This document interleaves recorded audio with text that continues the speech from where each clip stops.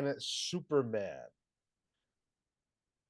Marvel and DC's two most popular characters. Well, I guess you could say Batman and Spider-Man. Um, they are next up on the docket for crossing over, which we knew there would be more. We just didn't know what, we didn't know how it would look, but we finally got our answer, and it's a doozy. It's a doozy. Some people called it. Some people called it. That is true. They left Spider-Man and Superman out of the previous crossover for the most part, setting the stage for this. Super, super exciting. Marvel and DC are going back to the well. Now, to have the conversation today about Spider-Man, Superman, and everything else, we've got Marco. Celsius! Tyler. Good morning, guys. And joining us today, our special guest, our guest pal for the day, is none other than artist extraordinaire Pete Collins of the Bardic Verses. Pete, how are you, brother? I'm good. I'm happy to be back here. It's always a good time with you guys. Thank you. Thank you for coming and hanging out. Now, before we get too deep into the I'm Sean. Thank you guys for being here, whether you're live. Your name's there. They can see that. Yeah, if they can read.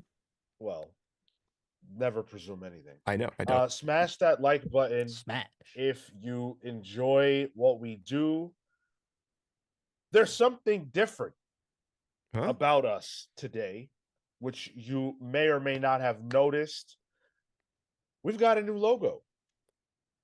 We have a new logo. We've got a new everything, a new presentation. If you're watching us live or in the future, take a look at your screen.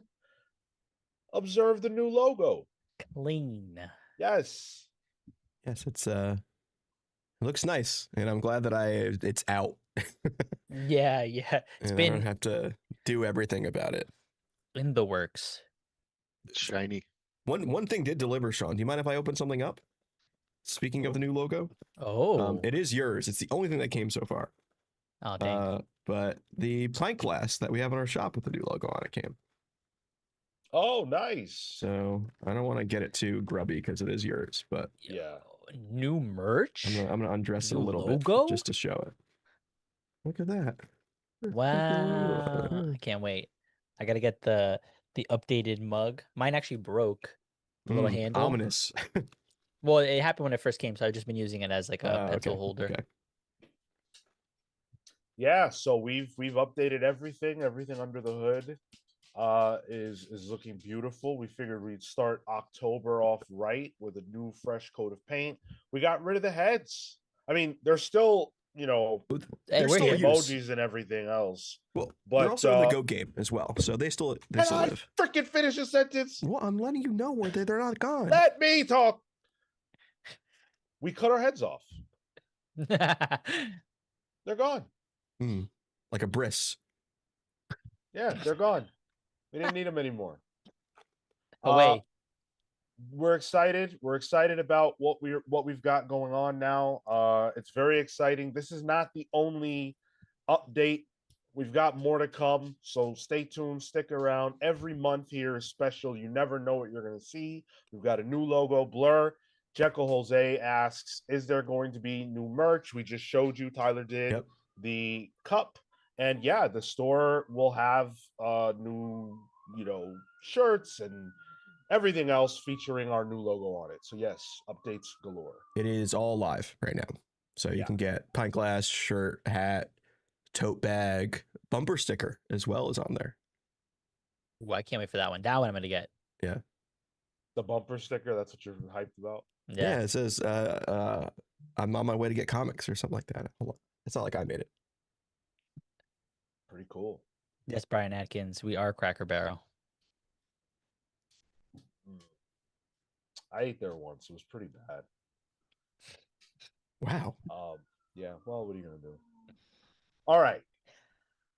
Let's jump into the conversation. Pete, did you read the DC Marvel crossover that we just got? Yeah, I did. I thought it was pretty good. It was standard fare, I guess. But I enjoyed the art. I thought it was good. I'm looking forward to the Morrison and Mora one. Mm-hmm. So that's the one that I'm hyped about. So Okay. Yeah. We got the first part of the DC or the Marvel DC crossover. We got Deadpool Batman. DC's portion, Batman Deadpool, hasn't even released yet. That's next Mm. month. And we already know what 2026 will bring. So, to kick things off, in January, Marvel and DC are going to bring out two Treasury Edition facsimiles. So these are reprints of the original Superman versus Amazing Spider-Man crossover for the 50th anniversary, which I didn't even realize. I didn't even realize that it had been 50 years. Damn. Yeah. Are they doing both of them or just that first one? So the first one will be followed up in February by DC and Marvel present Superman and Spider-Man Treasury Edition #1, which is a reprint of the second collaboration between the two characters. Oh yeah. So we're getting both of those, and then uh, in the spring we're gonna get the brand new collaboration between Superman and Spider-Man. This time, DC is going to kick things off. So that'll be in March. And then you don't have to wait long because in April, Marvel's portion will drop. We don't know creative teams yet. They've been tight lipped on that. I got to figure that announcement will come from New York Comic Con. But we've all heard the rumor. We've all heard the innuendo. Oh, Brian Michael Bendis making his return to Marvel for this Mhm. book. it has to be, right? It- It's the only thing that makes sense. He's coming. He sure is. So, Is I guess I mean he was the one prominent writer in both those titles. Yeah. Yeah, well, Ultimate Oh. Spider-Man, right? Yeah. Dan Slott, First I guess, time. is doing Superman right now too. So Yeah. I have to assume that Dan Mora is going to be involved in art in some way, right? I mean, if he can take a 5-minute breather from the other 14 titles he's working on, they can probably squeeze this one in for him. Have his background artist kind of draw stuff up. at minimum a cover. Yeah. Something, yeah. He can find time for that. Dude, Jim Lee can Well, Jim Lee's probably gonna have cover for this too. Let's be honest. too. Yeah. I am interested in who the creative team for this would be because like as much as I like Dan Mora and he's doing the Grant story coming up, I don't know if that's who you get for this. I don't know. I'd really like to see Jorge Jimenez. Oh, I'd like I'm to with see you. his take on Spider-Man. Yes. That's exactly who I was gonna pick. clutch. And it would just be one short story in a bigger issue. So like they've been working on that Fraction book for a while. He's been cooking. He can do a little something on the side. Yeah. Unless you want to have somebody who worked on both Spider-Man and Superman and from an artist perspective too, then you could do John Romita Jr. Uh, yeah. No thanks. Okay. Maybe we're all good. Rapturous applause. Okay. You could. I mean, you could. You're right. you could, yeah. So since DC's going first, right? I think Dan Mora, Jorge Jimenez, it's got to be one of them. Personally, gosh, I've never seen Jimenez draw Spider-Man that I can recall. So that would be pretty cool to see. I've only seen him do it as like a fun thing, not an official capacity.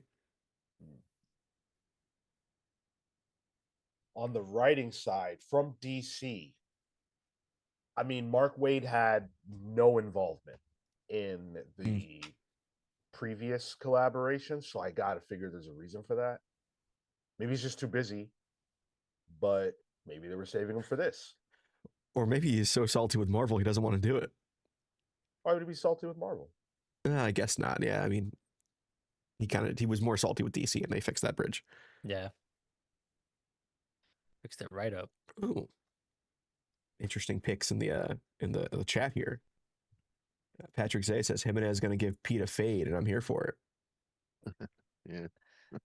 Super job. Waters and Sherman should totally do a story for this one. Interesting. I don't know if Waters is well. Depends on the character. Yeah. I'm sure they could kind of collectively put something together. Nick Darrington. That's a good choice. I love Nick Darrington. Yeah, That's a real good choice. there are some characters who haven't had stories solicited for a crossover. Like the Flash hasn't appeared in anything yet either, and that's a big character. Let's try to focus on who the creative team for the main story here. One's got to be Bendis. I would want one for writers. I'd want one who has done the character well before, or at least done both characters, and then I would also want one who maybe hasn't tackled one of them, so like that they can do something with it. I'd like Chip to tackle. I love Chip Spider-Man, so Chip doing like one of the sides as well would be great.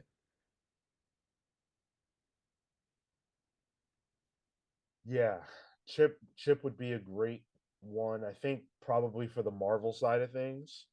For DC, where was Williamson at? Williamson Oh, yeah. wasn't involved. Snyder wasn't involved. I feel like both companies kind of kept their heaviest guns out of the equation. Yeah. I don't think Hickman. Now I'm at the point where I don't think Hickman's going to be involved in any of this. In any of it, he's doing his own stuff. Like I feel like Snyder, they have their own sections of things that they have to keep track of. They're too busy for this stuff. You don't want like a 3-pager Legion X-Men story by Hickman? No thanks. I do. The want, Yeah, why yeah. not? I just don't think it's going to happen. I'd like to see Hickman kind of held off, if they have a plan to do something larger, like another Avengers JLA crossover type thing. Let him play with two sandboxes at the same time. The rumored Secret Crisis. Yeah. I would love that. I would love that. I just don't know if I think Marvel and DC are up for it. Yeah, that seems too big. Yeah. These are easy for them. They're just layups. Big name characters, big name creatives, put it on 2 issues. Not much investment from their end. It's good timing. We just got off the Summer of Superman stuff. Obviously, Spider-Man is just their most prominent character.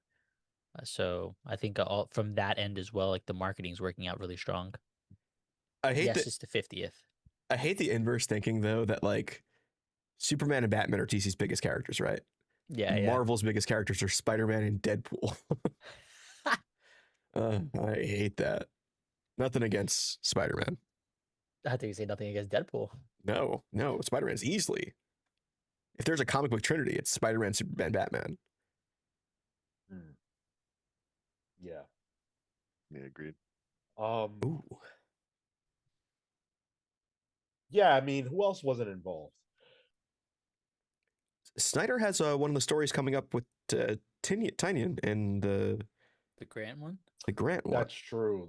So they're involved, but again, that's small.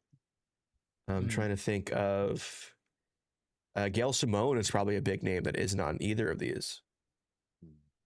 She's currently doing a big part of X-Men. That's right. Marvel's Jed McKay isn't really anywhere.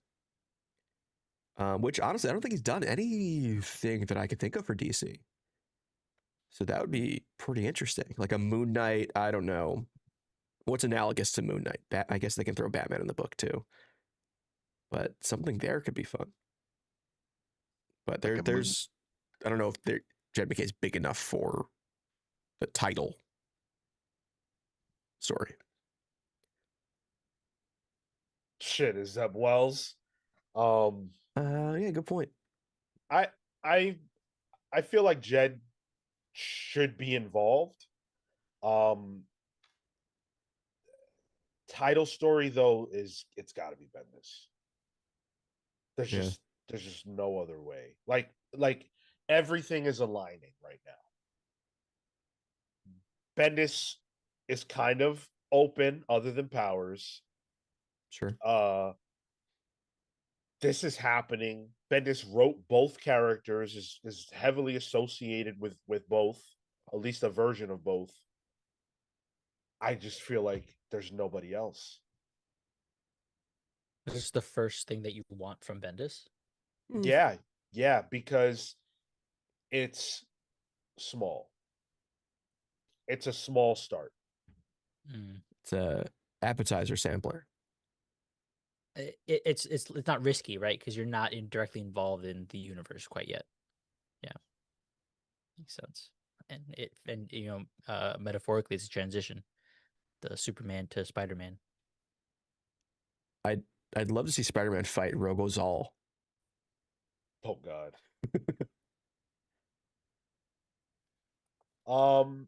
Okay, and then I guess what characters and what characters and creatives do we need to see involved in the other titles? Storm involved in No, I don't think she was. not even on a cover.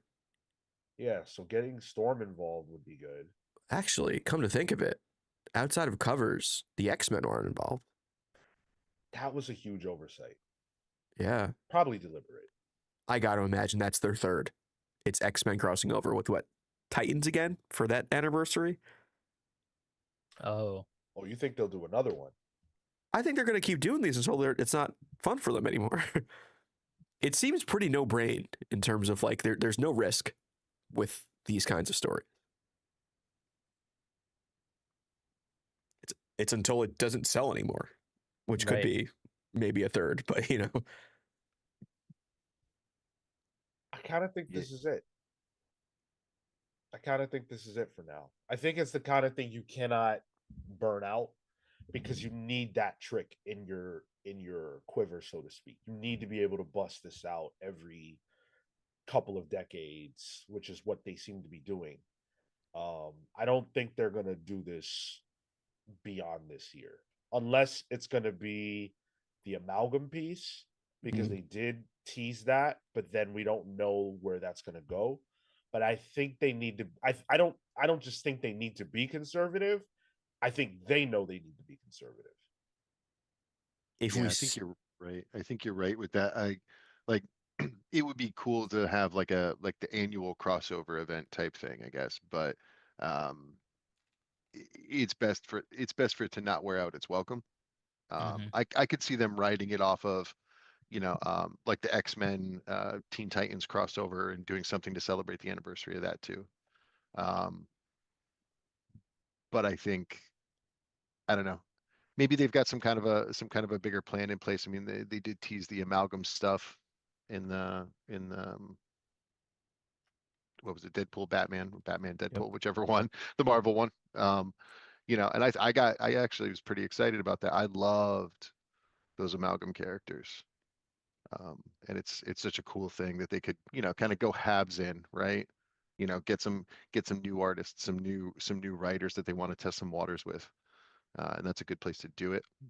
So I'm very hopeful that we see more of that in the future rather than the crossovers. Mm. Um,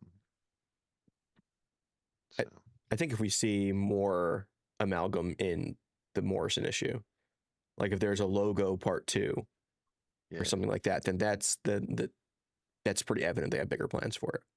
yeah, for sure. I think it's smart. Like tease it out. I gotta figure that we'll see more amalgam stuff in this upcoming issue. Yeah. Yeah. They got to keep that train moving. My YouTube chat was broken. I was like, wow, why is nobody talking? This is crazy. And I say that, and Jay Sage hits us with our first super chat of the day, £4.99. Jay says, just want to say, I really love you guys, pals. So great to know we're probably going to get a modern amalgam or JLA Avengers. Doomsday Clock was right. Thanks, Jay. Love you back. I would love that. I would love to get a modern day JLA Avengers. I don't think there's anything they could do that would please me more than something like that. I just don't see it. What if I'd it's love go ahead, Pete? I'd love to see some weird stuff though, right? Like, Mhm. I think it's easy to take a Batman and Deadpool and throw them together, a Superman and a Spider-Man. I'd like to see some really weird stuff like Watchmen JSA, just a old throwback story type of thing. Or lean into like those B-sides, right? Have just quick a collection of quick stories. Stiltman taking on Harley Quinn. Just some weird stuff. I mean, you're Um, speaking my language there. you know, There, I there is the Constantine Doctor Strange story coming up by Hayden and, Mhm. and Tynion, um, which I think Constantine is technically a weird one because it's not one I would have picked for a crossover. yeah, it doesn't play well with others. It's not a um, and he rides that more mature uh you know mature themes and stuff. Sure. So that'll be interesting. Um, Someone in the chat, yeah, Joseph Wolf said, you don't think it'll be Joe Kelly since he's been big on both characters. Joe Kelly could, yeah, I could see Yeah. Joe Kelly being tapped. Hmm. Yeah. I think Logan Wayne's in Stiltman versus Kite Man. Yeah, I mean, hell yeah. Mhm. Yeah. I think there are some like clear omissions outside of the X-Men too, like who haven't gotten a chance in this. Iron Man, Thor, Flash, uh, Blue Beetle, I think is actually a big one to not see. I mean, they have the Miss Marvel static one coming out, so that's like your young heroes there. But I think there are some big names there where honestly, even like a Thor Flash or like a Iron Man crossing over with somebody could be a third one of these crossovers too. Yeah. They have to play it close to the chest. So like you can't just start. Well, actually, you know what? I wouldn't put it past the companies to start just dropping, hey, this and this, hey, this crossover and this crossover. Like they maybe feel like this is a good time to capitalize on it. Swamp Thing, Man Thing, Marco, all you. Oh, Yeah, dude. gotta go change your Double pants the now. uh, I double could the things. definitely, I could definitely see them doing like some, like at least a couple of wackier combos. We got some like Rocket Green Lantern is a little awkward, but I guess maybe more what you're talking about is like obscure characters or like less popular ones. In which case, I don't think we're ever going to get to the point where that's on the marquee. No, Yeah, Like yeah, Mm, no. they're not. I don't think that they were so cautious for so long, and then they're just going to do fucking Moira McTaggart and Amanda Waller DC Marvel crossover #1. Like a book set in 2022. Um, what if this is Miles Morales crossing over with Superman? huh, interesting. If it's Bendis, they want to modernize it. Oh, they like make the decision to be like, this is Well, we had Peter crossover Superman before. We've had right. that. They're even reprinting it. That would be a stark difference. It play with that format for sure. That's interesting. Uh, hmm, I I'd would be go prefer for it. Peter. I would prefer Peter personally. I like Miles as a character, and I get that if you're bringing in Bendis, that Miles may be a better choice from a modernization standpoint, and and all of that. I think I I just feel like Superman brings like a classicness, right, to the character. He's the superhero, right? And I feel that there's almost too much of a contrast between him and Miles in the sense of like uh their connection to the modern day, I Mm. guess. if that makes any kind of a sense. I'd rather it be Peter.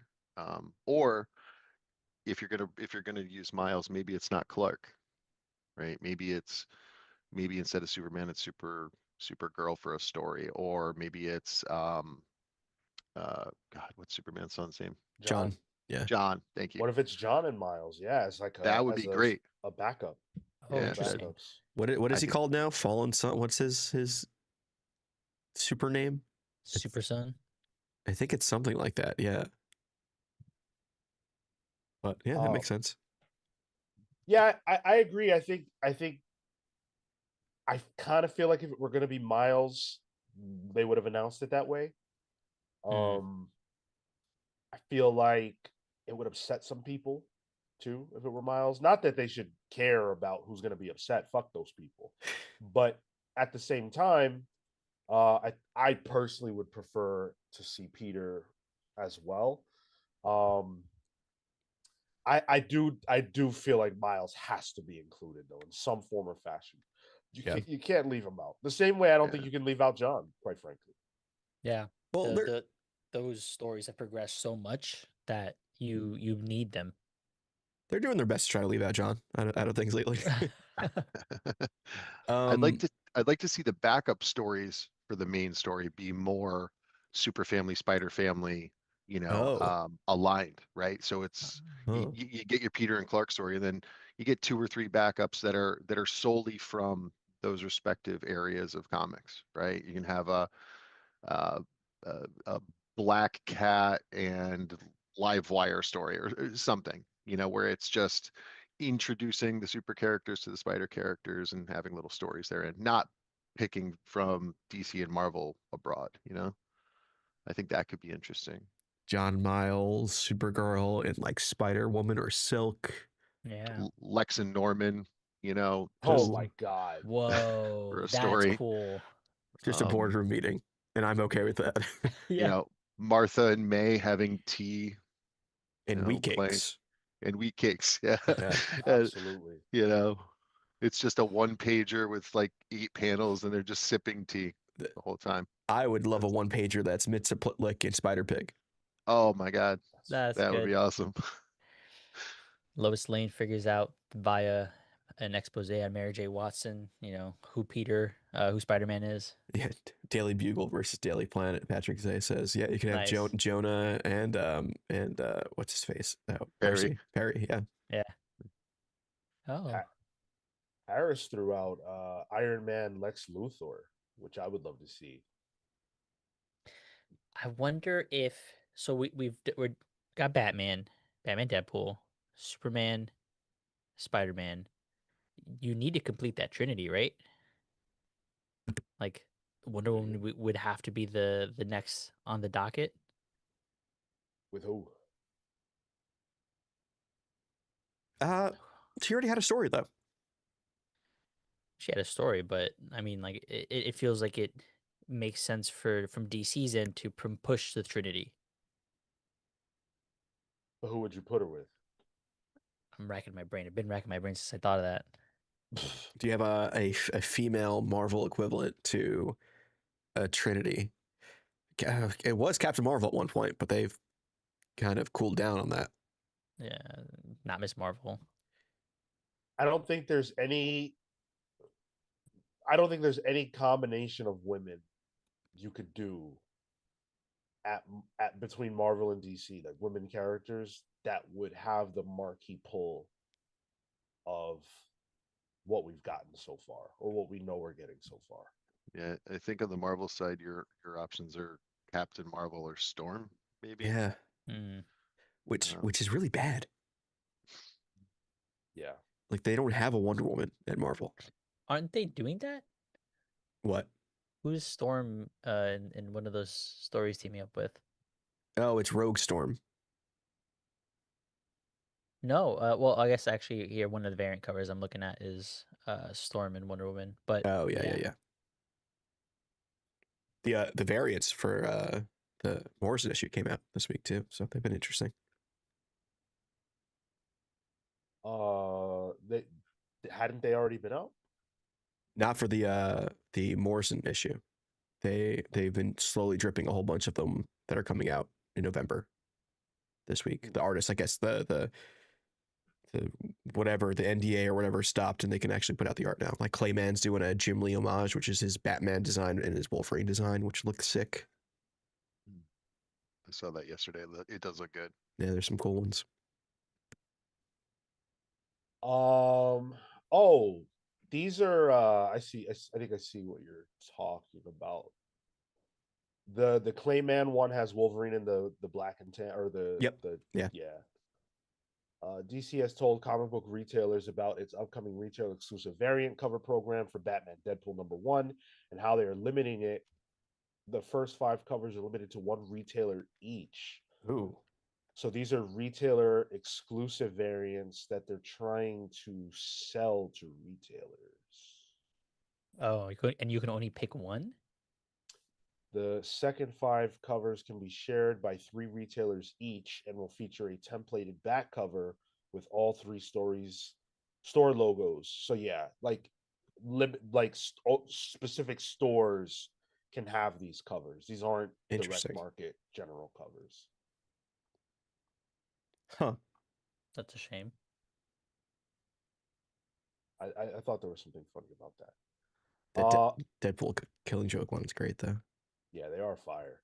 Atomic Count with $4.99. Love the new logo. I do wish they'd go with the classic treasury size with a novel length instead of a standard size with backups. Welcome back, Pete.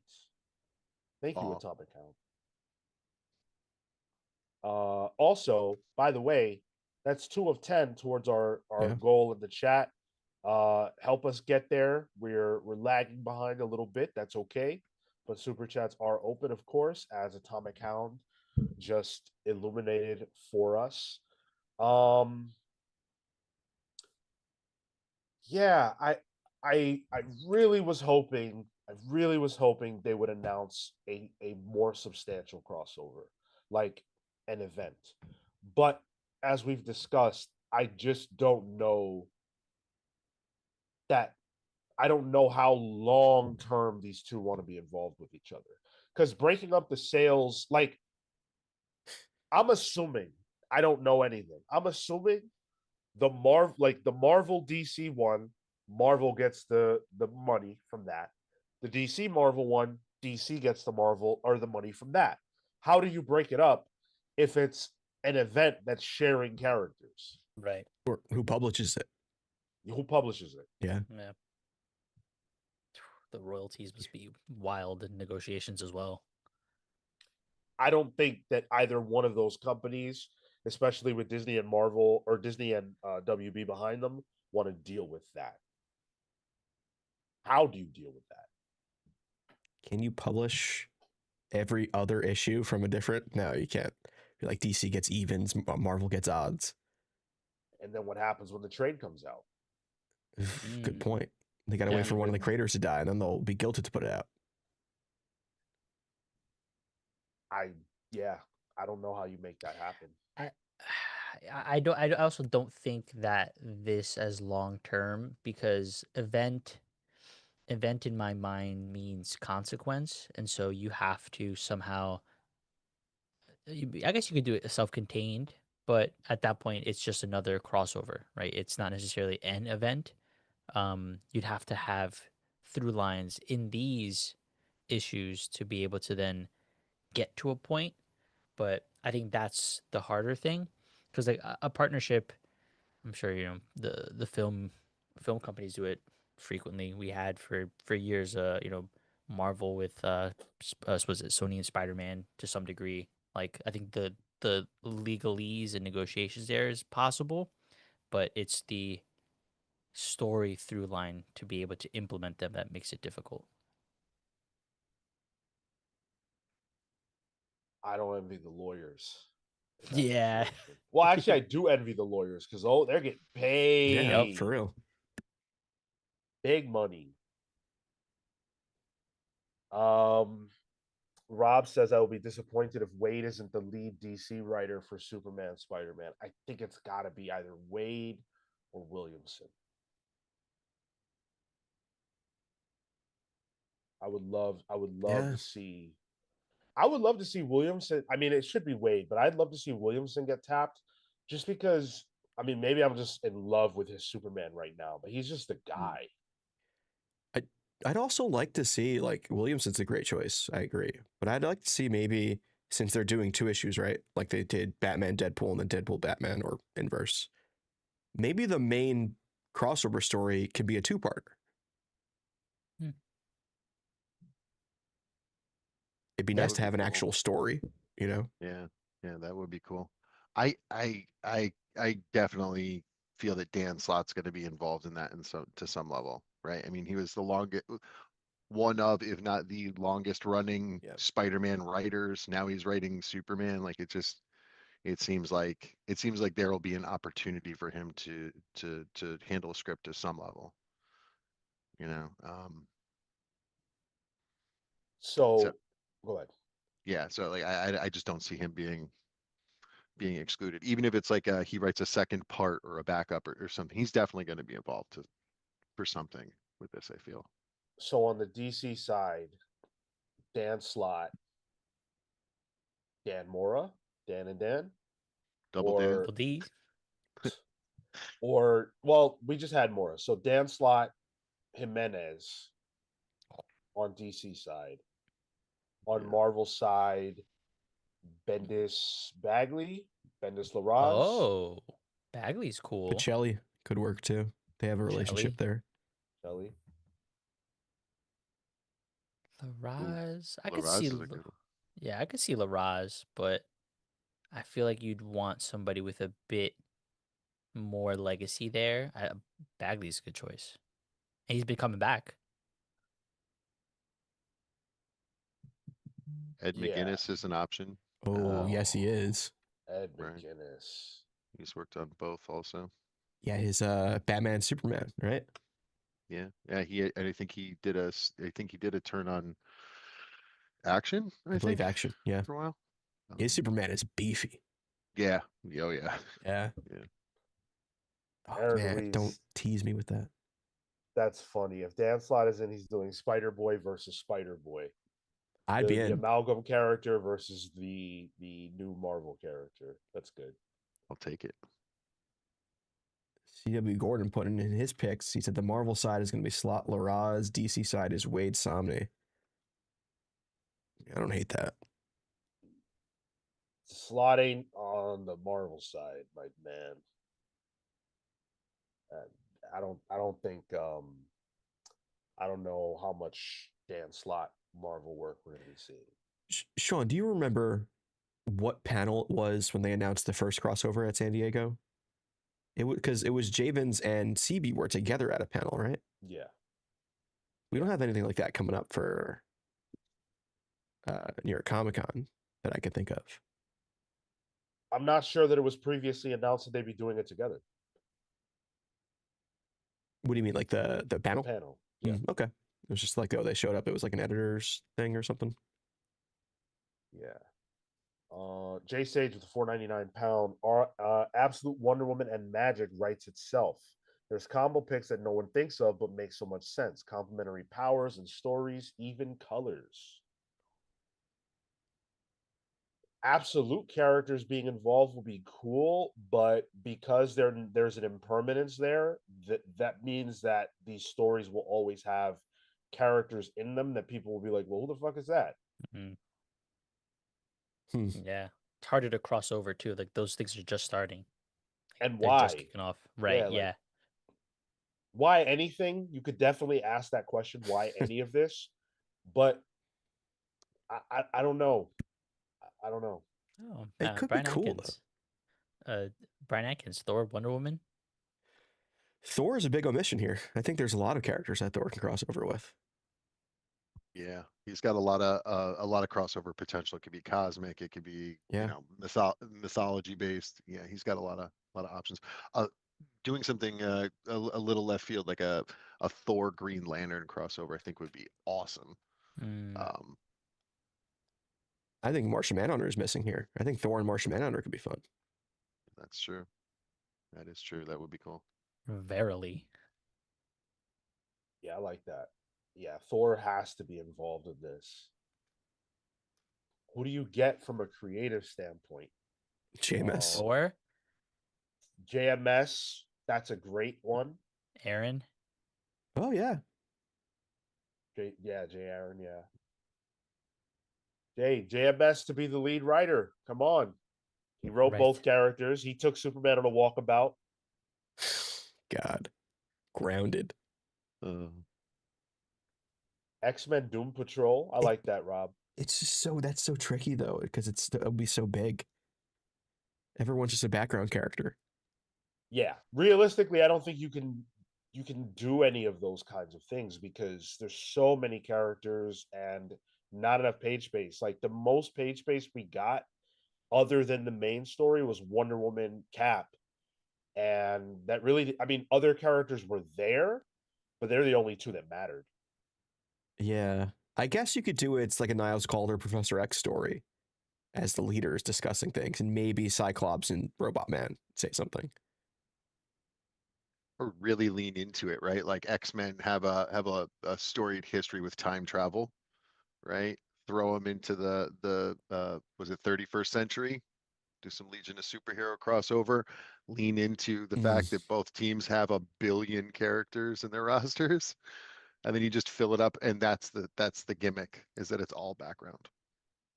And then you get Jonathan Hickman. Yeah, and then yeah, you have him write that. I He's want. obsessed with the Legion. I wonder if he's So- excited right now about what's happening with like the Dark Legion. You think he keeps abreast of the distinguished competition? Sure. I think every person working in the big two probably has some awareness of what the other publisher's doing. Um, Keep an does eye. he sit down on Wednesday night and read his comics? That I don't know about. No, he's futzing around on Illustrator. Yeah, yeah. But he's tuned in to hear what's making buzz. Hickman strikes me like a very meticulously organized person. He's probably got people that do that for him, right? Where he's like, go out and tell me the top 10 things of the week, and they come back and they give him like a report. He pays them with design sheets, I like that you idea. know. I would do that for Hickman. Man, I would I would too. do that. I would too. I would too. if only he didn't turn out to be a horrible person, but Gaiman could have done a Sandman Miracle Man crossover. I was like, damn, what did Hickman do? Yeah, I saw that I was face. pivoting away. Sorry. Um, that could be Sand- good. Sandman, what was it? Miracle Man. Oh, interesting. Marvel's Huh. got the Miracle Man rights, which feels like a very DC character to have the rights for. Yeah. Planet 628 says, I want to see Silver Surfer and Green Lantern with a cover of Green Lantern's light reflecting off of the Silver Surfer skin. My man's pitching covers. It's rad. I love They- it. They did that late 90s, I think. It was Kyle Rayner, Green Lantern and Silver Surfer had a crossover. Oh, It's yeah, I don't it's not one of like the ones the crossovers that are talked about often, I don't think, but I remember it being pretty good. Yeah. Had Ron Mars on it. Yep. I knew you were gonna say Ron Mars. This Yeah. looks sick, dude. Yeah. Yeah. I like this a lot. Hell yeah. Brian, you're totally right. He says there's only a handful of these that would really sell well. You're totally right, and ultimately we're just having fun. But in terms of what makes the marquee, yes, there's a very limited group of characters. But outside of that, you can do whatever the fuck you want. I mean, Damon Watson doing whatever the fuck he wants with that $7 super chat there, saying I'll stand 10 toes down for 10 what? For T'Challa and Nubia, Storm and Vixen, Dr. Voodoo and Spectre, and we definitely need Blue Marvel and Mr. Terrific. I like where your head is at, my brother. Voodoo Storm and Spectre? Vixen. I like that you mentioned Dr. Voodoo. Same. That's a character that needs play. What happened to him? He's a principal now, Sean. He like is retired from superhero work. He's just Principal Voodoo? yeah. Oh, Strange nah. Academy. Yeah, he's in Doom Academy, I guess, technically right now, but he's still Oh, a yeah. headmaster. Motherfucker.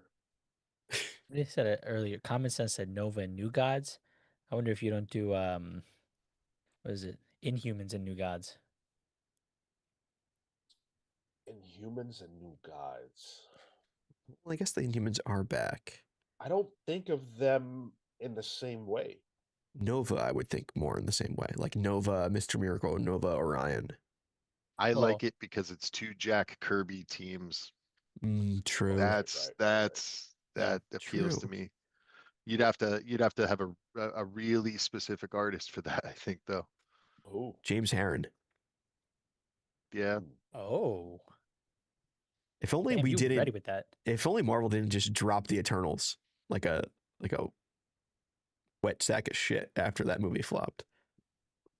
We could have like what's his face? See, I'm even forgetting their names.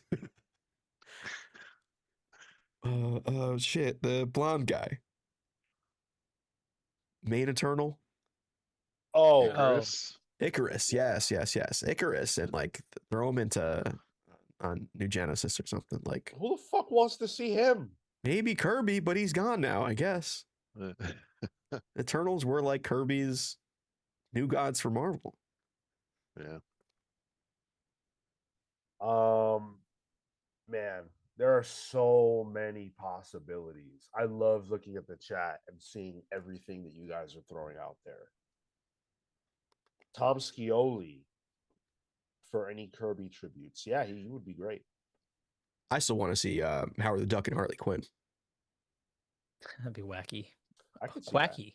Be quacky, yeah. Wacky. That's why you throw. Oh. That's where you bring Chip in for that. Yeah, hell yeah. But would it smell like duck farts? I don't want to know what those smell like. Do we I even don't either. know if they can? Is the question. Probably Oh, can. If they shit, they fart. Most No, not likely. necessarily. No? yeah, No. that was a bit in was that Jimmy Neutron? Chickens can't burp, Yeah, it's about a gas thing, not a poop thing. something like that. Um, what was I gonna read? Mr. DC Oh, Comics made it. Oh, Oh, he's what here. happened? Oh, I'm sorry. I googled that, and apparently ducks actually do not fart. Oh, look Wow. at Wow. that. Well, there's your So joke. There's your What a joke shame. then. there it is. Yeah. Wow. Huh. Who knew? Yeah. Mr. DC, Spider Man is the most DC character in Marvel. He's the most traditional Oh, hero of them all in Marvel. I disagree with that almost entirely, actually. yeah. I think Spider Man is the quintessential, he's the most Marvel character. Yep. Exactly. Marvel character.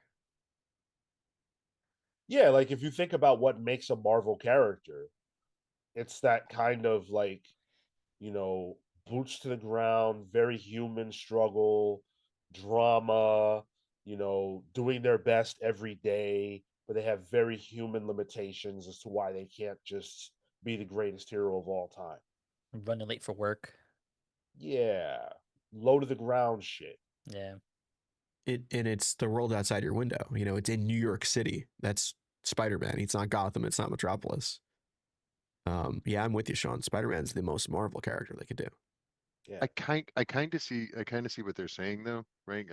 Spider-Man's got that classic rogues gallery type, Sure. Yeah. list of villains, and I think that, from a visual standpoint, there's like that overly brightened classic appeal to him. Hmm. So like I kind of see it, but yeah, he's definitively a Marvel character. I'd see Spider-Man in like JSA. You know, he kind of fits that mold over like a JLA. you Yeah. see Spider Man being more of a JSA character. Yeah, it's Can you explain that? like he feels more like a classic off animal variant type superhero, a wildcat. You know, like Spider-Man would be the odd man out because he would be the only one that has powers in a JSA type, you know, like an hour man or something. Like I feel like he's more form fitting in that space than we're fighting throwing punches with Superman or Wonder Woman.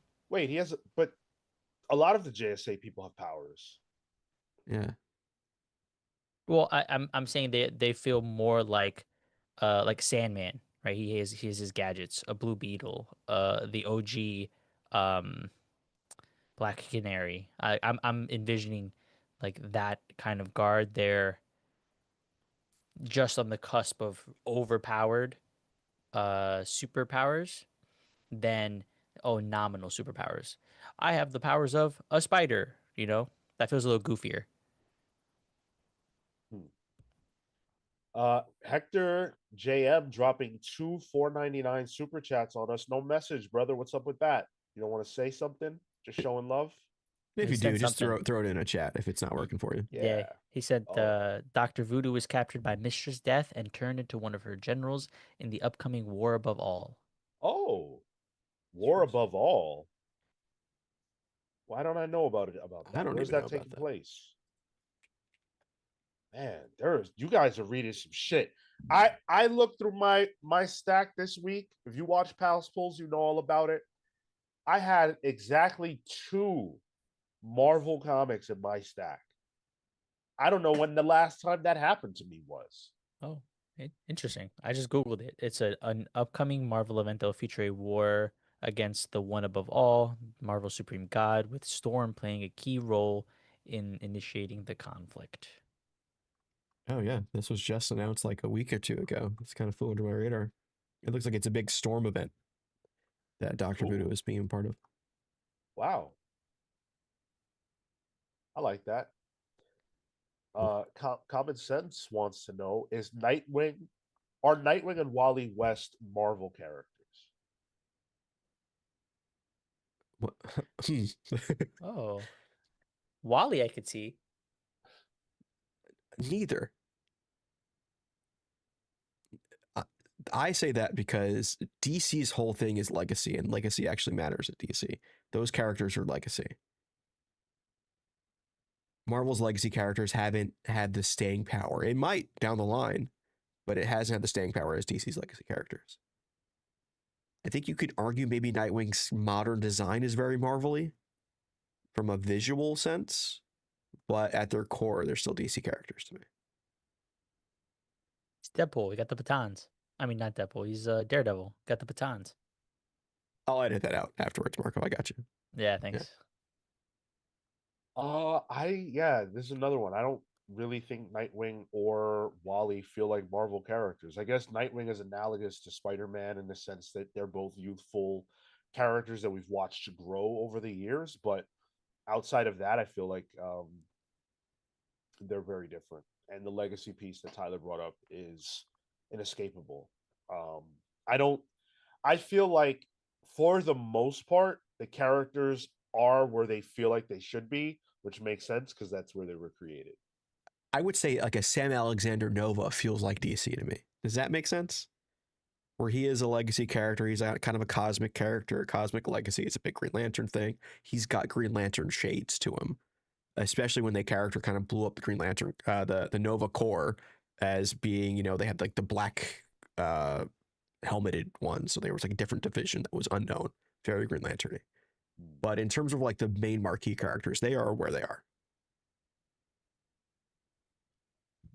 Mr. DC Comics says Spider-Man is the most popular in Marvel, but he stands out completely from the rest of the Marvel characters. He could fit in the DC universe perfectly with Superman in Metropolis. Yeah, I definitely see Spider-Man matching up really well with Cyborg Superman and Metallo and Darkseid. He would feel right at home in those conflicts. Webbing up Darkseid, I see it. I Dot see it, dude. swinging through the mega sanction. Yeah. Lands on top of the planet. But bringing like the villains into play, like it would be cool to see like a quick, I don't know, like Rogues versus Sinister Six backup story. Hmm. Superman doesn't really have a team of rogues that we can really do like a 1-to-1 with Superman and Spider-Man. Yeah, I think it would be interesting to see like a swap out scenario Mm. to that point where it's like put Flash in New York, give him Spider-Man's rogues, put Spider-Man in Central City, Key Yeah. City, Central City. Right? Yep. Let him play around with Captain Boomerang and Mirror Master and stuff. That would be cool. Oh wow, Spider-Man versus the Rogues. Yeah. Yeah. That's rad. Oh, Be great actually. that would be so much fun. That would be so much fun. I could see I could see Mark Wade or Bendis writing the fuck out of that. That's why, like, I almost wish this was a Spider-Man Flash crossover because, like, we already had Superman, Spider-Man, and I know this is like a anniversary thing, but I'd almost want Spider-Man crossing over with someone different this time. Which Flash? It's always Wally in my head. Right. You chose right. Okay, just wanted to check. I think I see Wally and Spider-Man as closer than Barry and Spider-Man. Yeah, Yeah. Like I that agree. makes more sense to me. Mr. DC says, "Stop pretending Spider-Man is not super strong. He's definitely stronger than Captain America." Yeah, I definitely. When I think of super strong characters, I think of people like Superman, Thor, Sentry, Hulk, and Spider-Man. Those are the ones I think of. The sarcasm meter is high today. Joseph Wolf, kind of wish Jeff Johns was still working for DC so we could get him on a crossover. The Secret Crisis. Nah, gotta It's- happen. It's on one of those DC time travelers whiteboards somewhere, right? Yeah, that's right. Yes. It exists. Surely it exists. Well, maybe there's a 2027 or 2028 plan, right? Ghost Machine Marvel crossover. You know, Ooh. do some Rook Daredevil. You know, Hold on now. do something there. Yeah, I know. I know. Junkyard Joe. I want to see Junkyard Joe Versus Ultron. crossover. Vision. Joe's getting fucked. Yeah, Junkyard Joe and Vision. I would like to. I would Uh. like to read that. I mean, Vision has everything Junkyard Joe kind of wants. Yeah. Love. Or Hell flip it. yeah. Or flip it the other way. Ghost Machine DC do a Junkyard Joe and GI Robot kill all Nazis. Hell yeah. Hell yeah. You know? Yo. That's Honestly, you rad. could throw Junkyard Joe into JSA and nothing changes. Yeah. Yeah. Which if only Jeff Johns liked the JSA. Yo, I would read that like a JSA, but as if Junkyard Joe was always there, like he's one of the original members and stuff. Watching him outlast everybody because he's a robot, they die. He continues on through every iteration of the JSA. Fuck. Fights in each of the wars. Yes. Yes. Aren't they they're reprinting, I think it's compendiums of Invincible soon, where they're finally reprinting that Spider-Man issue, right? Yep. Oh yeah. So like that door isn't completely closed for some kind of like indie crossover with one of the big two. I guess it just depends on who it is. And it helps that Invincible is huge now. Right. Yeah. That doesn't seem crazy. Yeah. Definitely more out of the realm of possibility, but somewhere there. Damon Watson says they're leaving money on the table if they don't do Miles Morales and Static. They've both been commercially successful and are popular. They're already doing my Static and Miss Marvel, so I don't think we're going to be getting Miles and Static. I don't think they're going to double up on Static. My view on Static, I love the Static cartoon. I feel like DC has never stuck to anything that's worked for Static in a comic book platform. I mean, yeah, when Milestone first, made it on the scene, Static was a very prominent part of that. But like since then, like he is absolutely a character that they could use better, right? Take it back, focus on him in high school, just start from the beginning, maybe reintroduce him to a new audience, modernize it a little bit, and he could be their Miles 100% right now. I still think there's some issue with rights, though. Probably. Yeah. Yeah. That's a good point. I think that's the only thing holding them back from that. It's a shame. It really is. Yeah, And I think he had some cool characters in the cartoon, right? Yeah. You had a whole rogues gallery of Boom Baby villains. Yeah. DV says, I'm surprised no one has brought up Tom King as possible writer.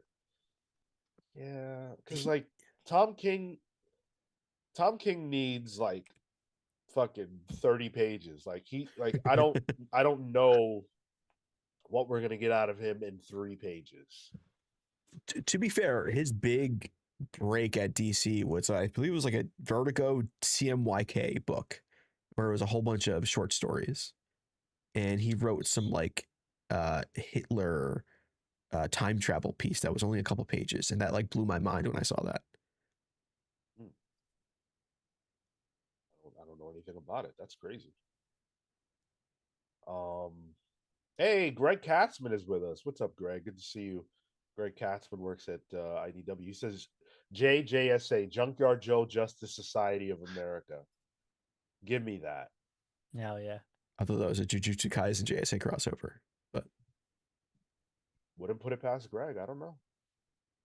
I could see a funny backup involving Hulk getting a Red Lantern power ring. it, Oh my god. and he doesn't become Red Hulk, and that's the joke.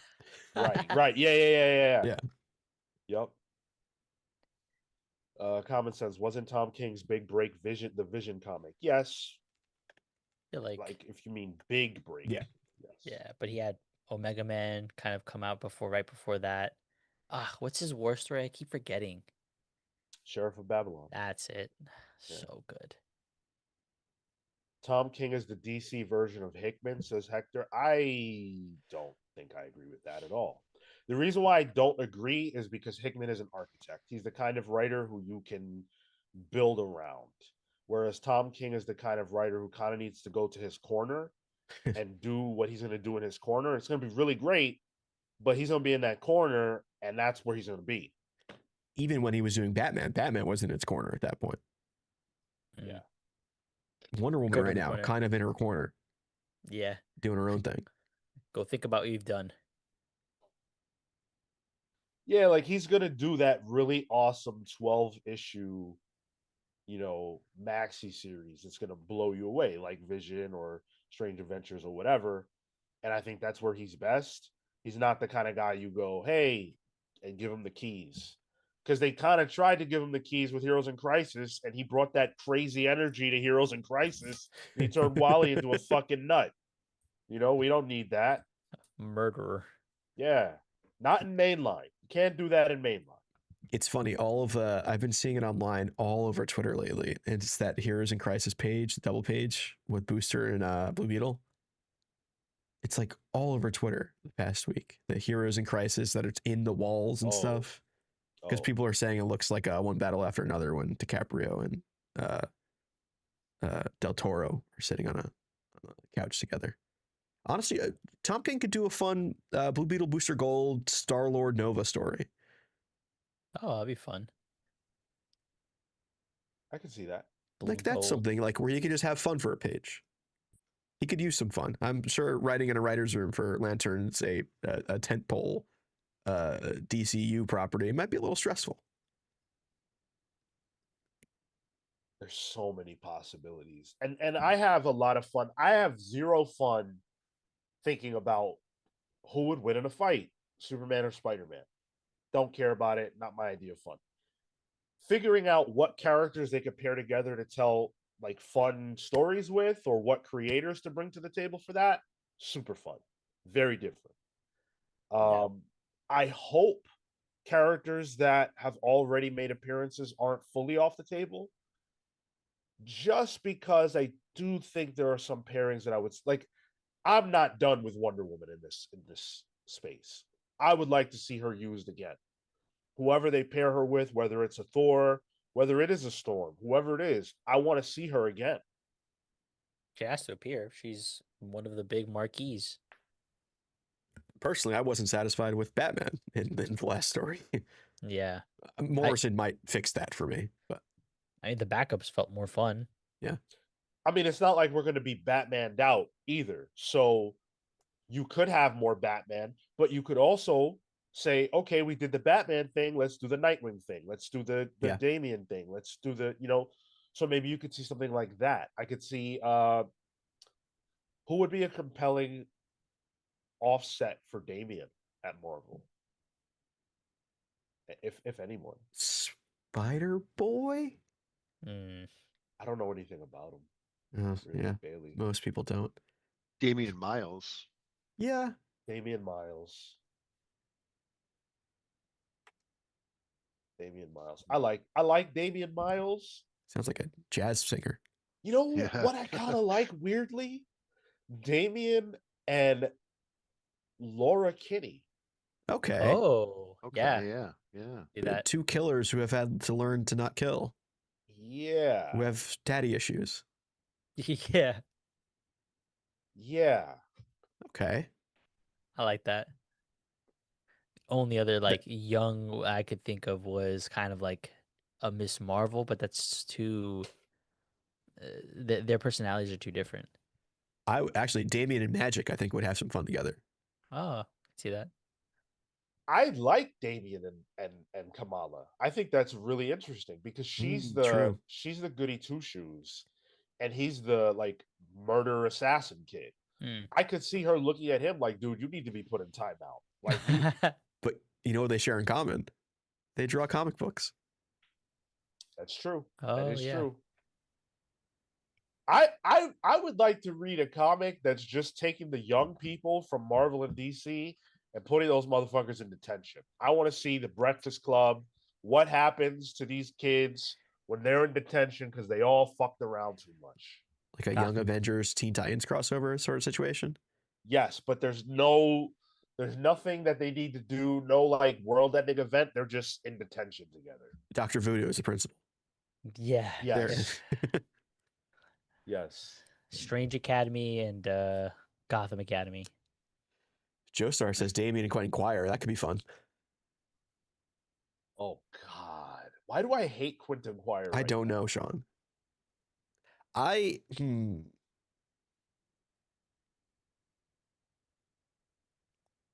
I'm trying to think. Is there, because I think Nightwing needs to be involved somewhere. Is Nightwing big enough to hold up the DC end of a third crossover? No. No, I don't think so. Even if you paired them with somebody who, like, because then I feel like you'd have to pair them with someone who's equal. So it's like a secondary Batman character, you know? Then it would be like a secondary, what, Deadpool character? That doesn't exist. From X-Men?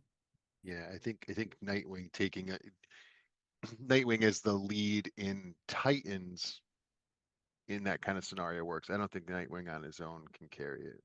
Yeah. Well, you could do Nightwing Wolverine. That's your book, and it's a Titans X-Men sort of crossover. I think those characters are big enough. I think from a marketing standpoint, it would have to be billed as Titans X-Men, Yeah. right? Sure, You know, sure. Yeah. and sure, the story can be, 80% Nightwing and Wolverine. I'm just seeing on League of Comic Geeks, every time Nightwing comes out, that book is the first one pulled. But He's that's got fans. Yeah. He's got shooters, but that is tangential evidence. Yeah. Oh, Scott Simpson, Nightwing and Bucky. Um, It's a cool story, but that's not enough to like be like, I'm buying that issue. There are probably less than 10 characters whose names you could put on the marquee of this. In fact, it's not even probable. It's probably about 5 characters between both publishers whose name you could put on the marquee of this. for Marvel, it's hard to not put a team one on there. Like if you're talking like solo characters, it's Wolverine and Spider-Man. Maybe Captain America, maybe Iron Man, Captain America. But those you'd want Avengers if you're going to use that. Like that's the title you want. Dark Yeah. Side Thanos. No, All villain issues. All villain crossovers. That could be sort of entertaining. It's not really my flavor, but like an all villain thing. could you do a Joker crossover? What's like a Joker's a big enough name? Or if it's like Joker, what's Joker Doom. Doctor Doom? Yeah. Yeah. Yeah. That's on it's on one of the covers, the Lee Bermejo cover, yeah. Oh, Yeah. true, yeah. Aaron Ruiz says, aren't they doing Nightwing Wolverine already? Where'd you hear that? I haven't heard that. I think it was just it's Batman Wolverine on the cover. They're doing Nightwing, Laura Kinney Wolverine, the Tom Taylor crossover story. Right. Yeah. Yeah. DV says, interesting. No Hulk meetups brought up. He's one of the best characters, maybe still second after Spidey at Marvel. Hulk's not second to Spidey. Wolverine is, but even like I definitely think Hulk should be involved. Who would you guys pitch for Hulk? Wonder Woman, actually. I think that could work. I Oh, think she. You could pair her with just about anybody. Sure, but yeah. I think in terms of like solo characters, Hulk probably has the biggest name out of the Avengers as a solo. It just in the year 2025, I don't think that name is as big as it used to be. If it was the 80s, Hulk is number 3 easily. But yeah, I think it's either Cap or Hulk as big by himself. Hulk and Kilowog. Yeah, oh yeah. Big DC character, Kilowog, Yep. that you had trouble naming this most recent episode of Palace Polls when you were talking about Unreal. Absolute Green Lantern. Unreal. Fucking I poser. I like the idea of a Hulk Wonder Woman crossover. Actually, you could see like an aspect of the story where she uses the lasso of truth to like get him to calm down, talk about your feelings, whatever. That could be an interesting part. Sun's That getting could be real cool. low. Yeah. Yeah, yeah, yeah. Why are you so mad all the time? You know, I that could be cool. oh man, I would love. I love Wonder Woman so much, and I just think it would be so cool to see those two characters share the page. CW Gordon asked, could Daredevil headline a book as the solo character? No, You don't think? no. I I think I think from a marquee standpoint, like we need to sell this, which is the only way it's justifiable. Batman, Superman, Spider Man, Wolverine, and we got Deadpool, so that's it. man, it's I think really those are the 5 characters that you could put on the marquee and it will sell. Marvel's Trinity really is Deadpool, Wolverine, Spider-Man. God damn it. Of all the characters in the modern context, post COVID, I guess, um, those are the only ones on the Marvel side to have like a very successful film. It's just been Spider Man and Deadpool and Wolverine from a financial standpoint. Once he hits the MCU though, that Trinity is going to change to Spider-Man, Wolverine, Jeff the Landshark. Oh yeah, Soon, upcoming. Just you wait. oh yeah. Oh, Kenneth Uh, Williams. Yeah, Cap and Sergeant Rock. That'd be rad. Okay, that's a book for 2 people. Cool. Yeah, they do a thing. I'm not saying it's a marquee title. I'm just saying that's a fun ass story. I mean, as a backup, Yeah, yeah. why not? Ooh, Common Sense says Superboy Prime meets Gwenpool. Now you're speaking about stories for me. Oh, that's crazy. Oh, I'd love that actually. That's crazy. That could easily work. Kelly, put Kelly on that book. Yeah, yeah. Or maybe Stephanie Phillips. She writing Oh, She's writing. She's not writing this Gwenpool. She's writing Spider Gwen. oh my fucking god. You got 2 concurrent Gwen comics right now, Sean. That's insane. Dex Baker says, "Wait, are we not touching Wonder Woman and Captain Marvel?" Oh, of course. Well, it would be nice if Marvel would like to put out a Captain Marvel book as well. Yeah, that crossover makes all the sense in the world to me. Why isn't it happening? I don't know. It's the most obvious thing they could have done, but I sort of think in this particular case, that's why it didn't happen. Huh. It's like, oh, we're gonna pair off the women with the woman with the woman, you know. I know they did the Wonder Woman and Cap uh backup story in the last issue, right? I think that would have been a really awesome crossover Yep. as a marquee thing, right? Like and you could build up on like how they've had like these fleeting moments throughout history, right? Like World War II, he's on one end of the battlefield, she's on the other end. They're doing their thing. They see each other, they recognize each other. They don't come into contact until years later after he's out of the ice. You know, you could. I think they really could have worked that into a main story. Um, I liked what they came out with. I thought it was pretty good. Um, and I Dodson's art's pretty, so I like looking at it. But yeah, I think that could have been expanded on. That would have been a good one too. Well, there's a little bit more to talk about in this space. This new crossover we've got an awareness of now.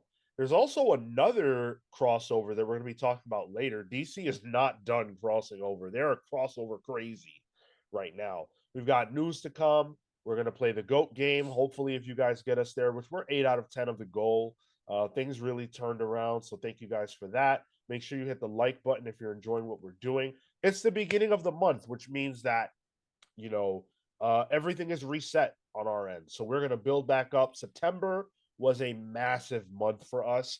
All the videos we put out videos every single weekday. You guys showed up, you supported it. We are going to keep things going and doing big things. We need your help for all of that. So make sure you hit the like button. If you want a super chat to contribute, please do. If you want to give channel memberships, please do. I'm going to take this opportunity to shout out the people who make this show possible, our sponsors, you guys. So, special shout out to our pals vs. Legends, the Hound of Justice, Atomic Hound, Starcross Catherine Stars, the Spear of Judgment, Jay's Jumble, Jalen Jackson, the Sanguine Sorcerer, Safe Haven, Hayden's Hideout, Jesse and the Juggernaut, Kyle, Entertain Me, Panda v Panda, Ted Wong, Adam Smith, Sam, the Last Young Renegade, and joining this tier, Blur Jekyll Jose. Blur, thank you so much for choosing to join the Pals vs. Legends tier. Really appreciate you, buddy. And then I want to thank Pals vs. members, the Night Stalker, Harris Dajinski, Brian Demolish, Del Pozo, Kefis the Incorruptible, Momentum Mike Elliott, Dan the Truth Hero, Marley Manastorm, Slow Flow Dameron, Christian Uncaged, Always Laughing, The Spear of Justice, Izzy's Issues, Robert Runback, Cashaback, Pete the Dreamweaver Collins, who is with us live right now. How exciting is that? James Just Jamming Jones, Paul Powerhouse Smith, Neon Knight, the Cosmic Avenger, Matthew the Shade Cosmo, BJ Kicks, the Living Blade Boss Rendier, the Grand Alchemist, Chop Harder Alchemist, John Barrett B, and Doomsday David Melendez Doria. If you didn't hear your name, and you should, keep listening. You will. And we've got a new origin coming up a little bit later. Oh yeah. Whew. Big list. Thank you to the sponsors who made the logo possible as well. Yes. Yes, that's a great point. Have we said who the logo is by? We haven't. So our new logo is by someone who you guys will definitely know the name of, which is very cool. Richard Starkings developed our logo. Yeah. Oh wow, that's cool. Yeah, we he was worked with great him. to work with. Really chill dude. Really good at just being like, yeah, sure, I'll make that change. Yeah, Yeah. yeah. We had it's been in the works for a while. We had I was in Puerto Rico driving up a mountain while we were on a conference call with him. Yeah. And he was just chatting away. Yeah, he was really fun.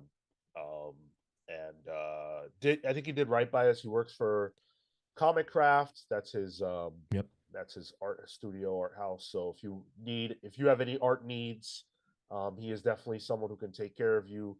Guarantee if you read comics, you've read something that Richard Starkings has lettered or potentially wrote even. So thanks to Richard for that. Yeah. Shout out Elephant Man.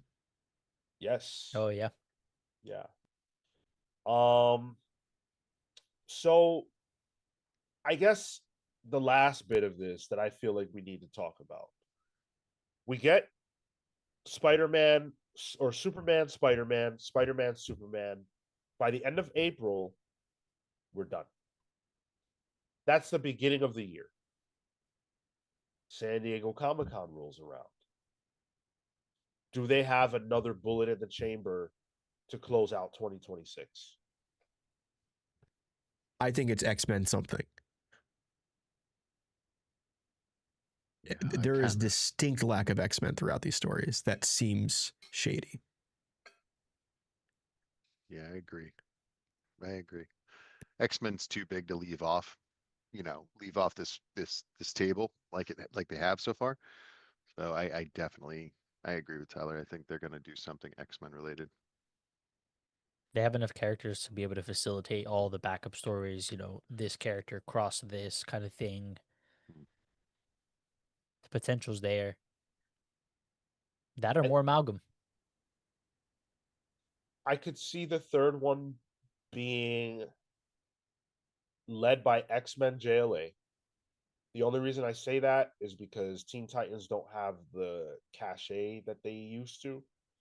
Um, and then the backups being amalgam backups.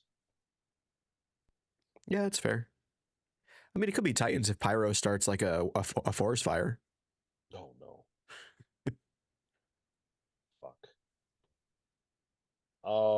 Yeah. So I could see them closing 2026 out with one more at bat, but then I do believe they're going to close the door on this for a while. Mm. It's smart. It's smart to do. Like, uh, the novelty diminishes with that repetition. I'd also, if they do one more two issue thing, that's 6 issues altogether. That's a good trade they could then push. Yep. Yeah. Like whatever modern Marvel DC crossover trade, however they want to market it. But I think that works as a combination. It's been fun, man. It's been so much fun. This year, we'll talk about, this, we'll have a conversation like this more down the road, but this year may be the most fun I've had reading comics. It might be. Especially DC Comics. Yeah, that's what I was gonna say. The what I feel like has been since my time reading the most cohesive and I think innovative version of DC. Mm. I can agree with that. I haven't been this excited for DC comics in a really long time. And the last 8 to 12 months, I think I've been pulling more DC than Marvel. Mm. Um, so it's exciting.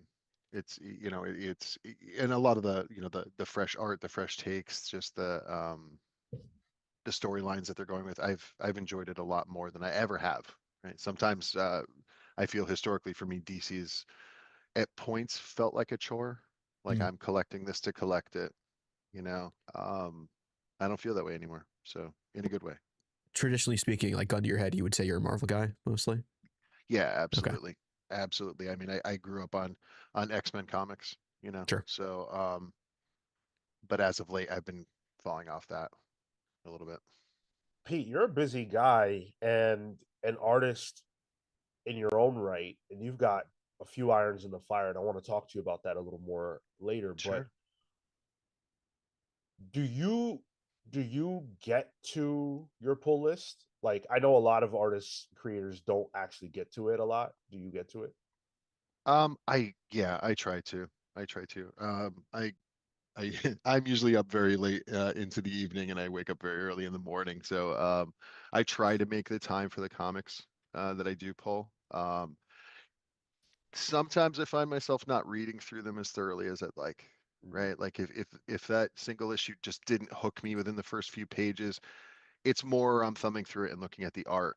And if I see something that like pops out, okay, I'll go back and I'll read into that a little bit.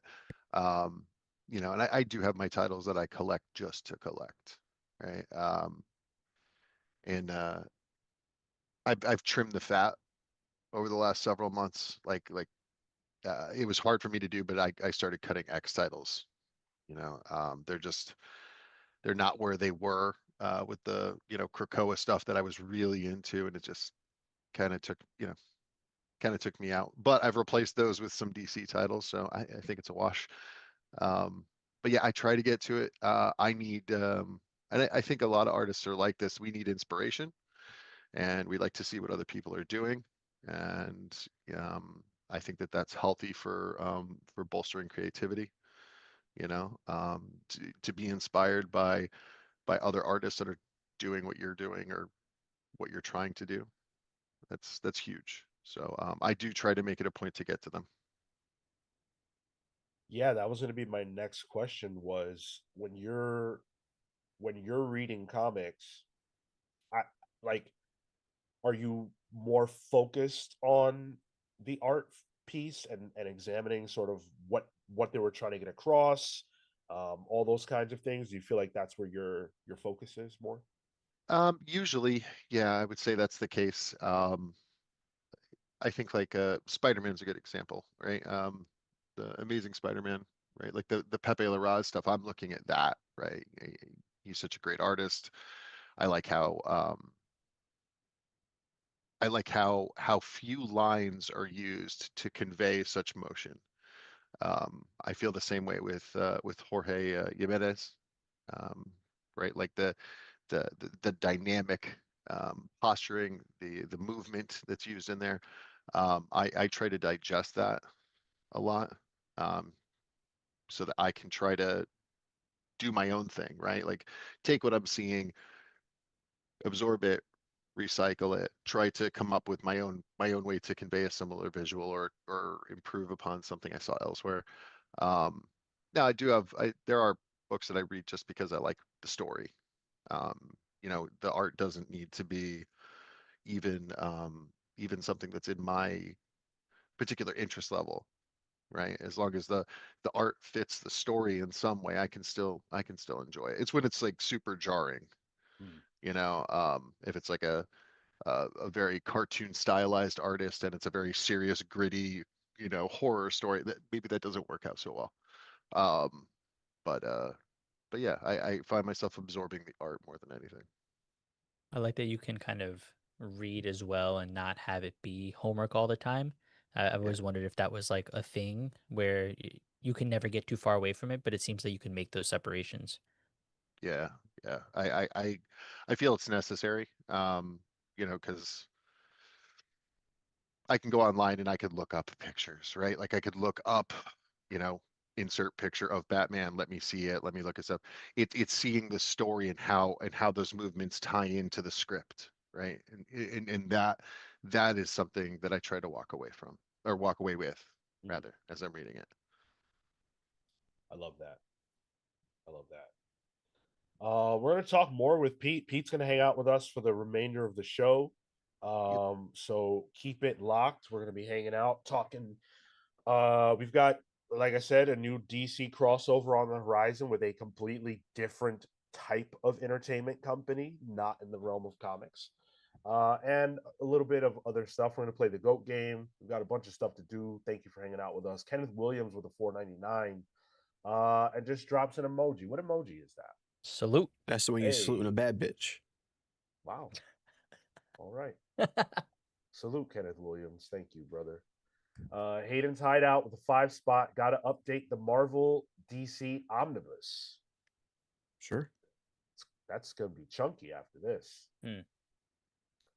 And entertain me with the 5 spot. You don't think they consider Deadpool as an X-Men slash X-Verse member?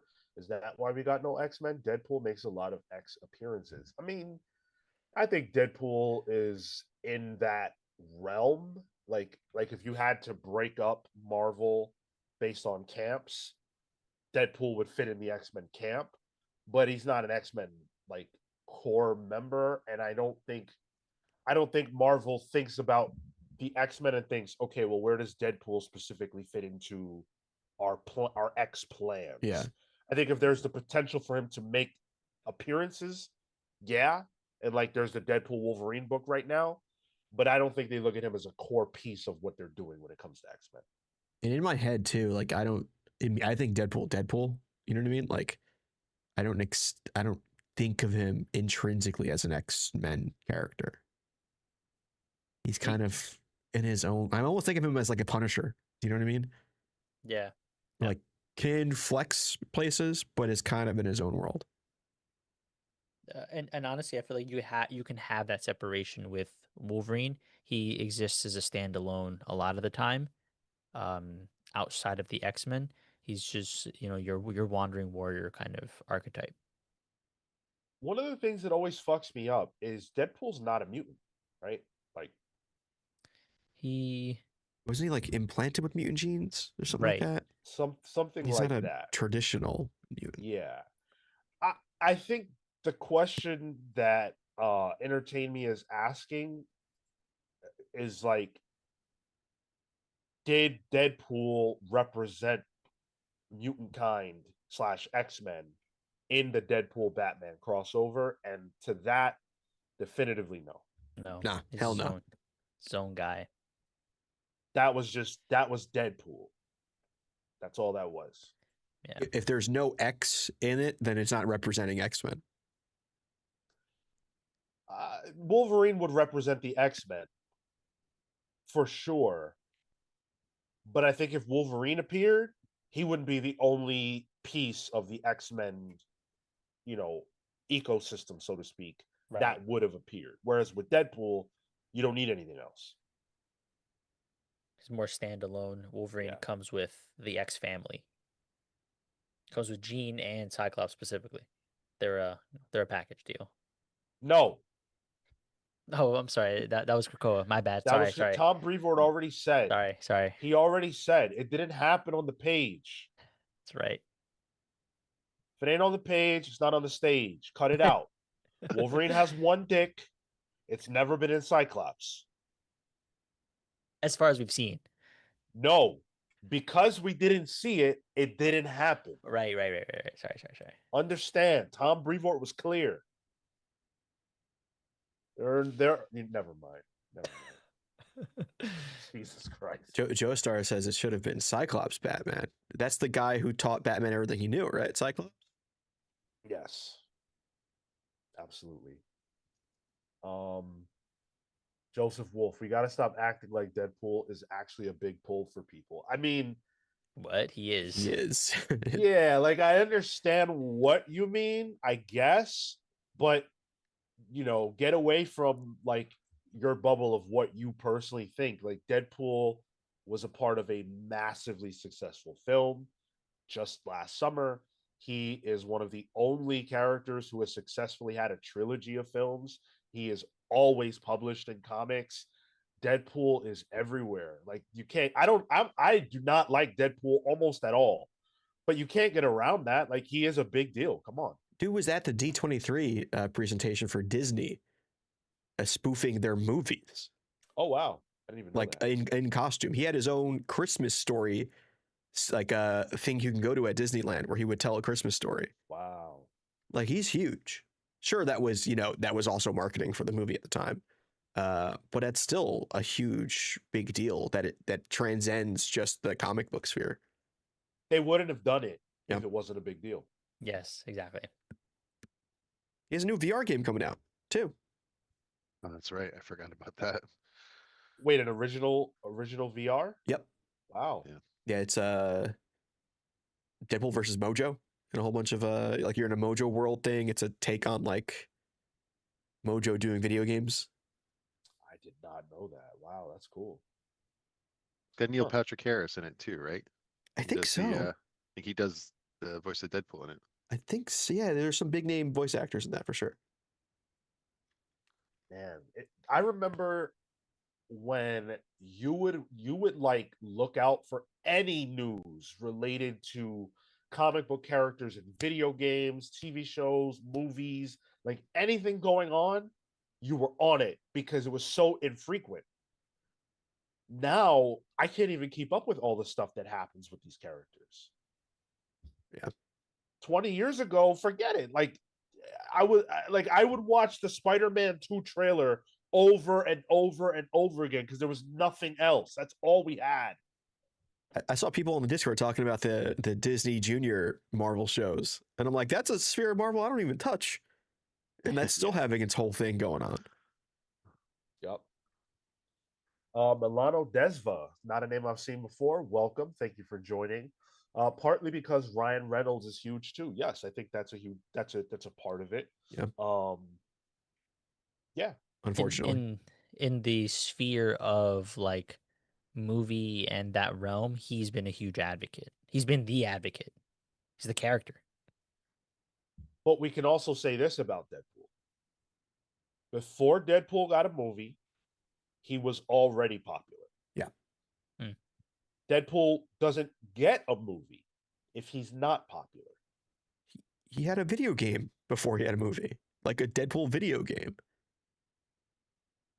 Yeah, I actually don't understand where the revisionist history comes from that Deadpool hasn't been popular. Yeah. He's pretty much always been popular. I would say like since Simone wrote him, he was huge. When was that? We're talking like one of the first solo runs, I believe. Okay. Yeah, there was a mini series with what was it, Joe Mad on art too? That Yeah. one was I think that was kind of where it took off. Had those cool textured like covers. Yeah, they were like embossed, right? Yeah. And it had like the big, like the same font they used for the movie, actually. Honestly, no shade, maybe a little shade. As soon as Liefeld was off the character, he got big. Yeah. As much as the individual in question would Yeah. like to claim otherwise, some things are just true. Yeah. Not to take anything away from Liefeld having created the character. I would never denigrate the creator of a character, but come on. And I think who else deserves credit? There's a creator whose name is escaping me. Yeah, Fabian. Nicieza. Yeah. Yeah. Yeah. Yeah. All right. So let's talk quickly about the book club. I want to make sure you guys know what we're doing for October, what our book club plans are for October. We announced it already.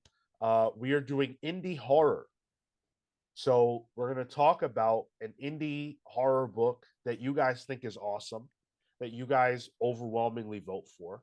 The nomination threads are up now where they typically are. So youtube.com/the comics pals under the post tab, our Patreon page, patreon.com/the comics pals, for free. You don't have to pay us $1 or a cent in order to nominate a book. And of course, on our Discord server.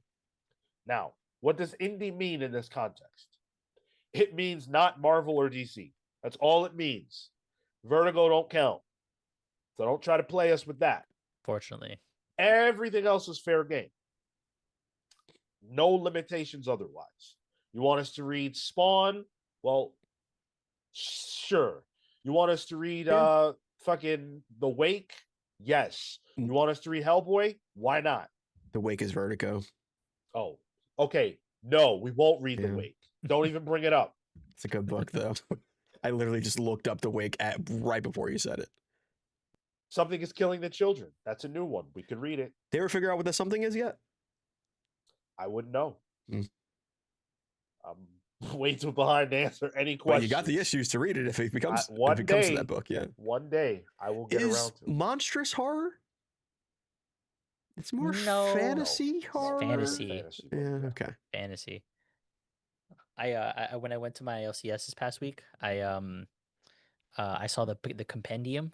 I took a picture of it, Sean. I meant to send it to you. I was gonna bother you about it in the Discord. It's all issues 1 through 48, of which you have. I do. Which you have $50. The softcover compendiums they're doing, right? Yeah. $50? Mm-hmm. Yeah. I might have to double dip.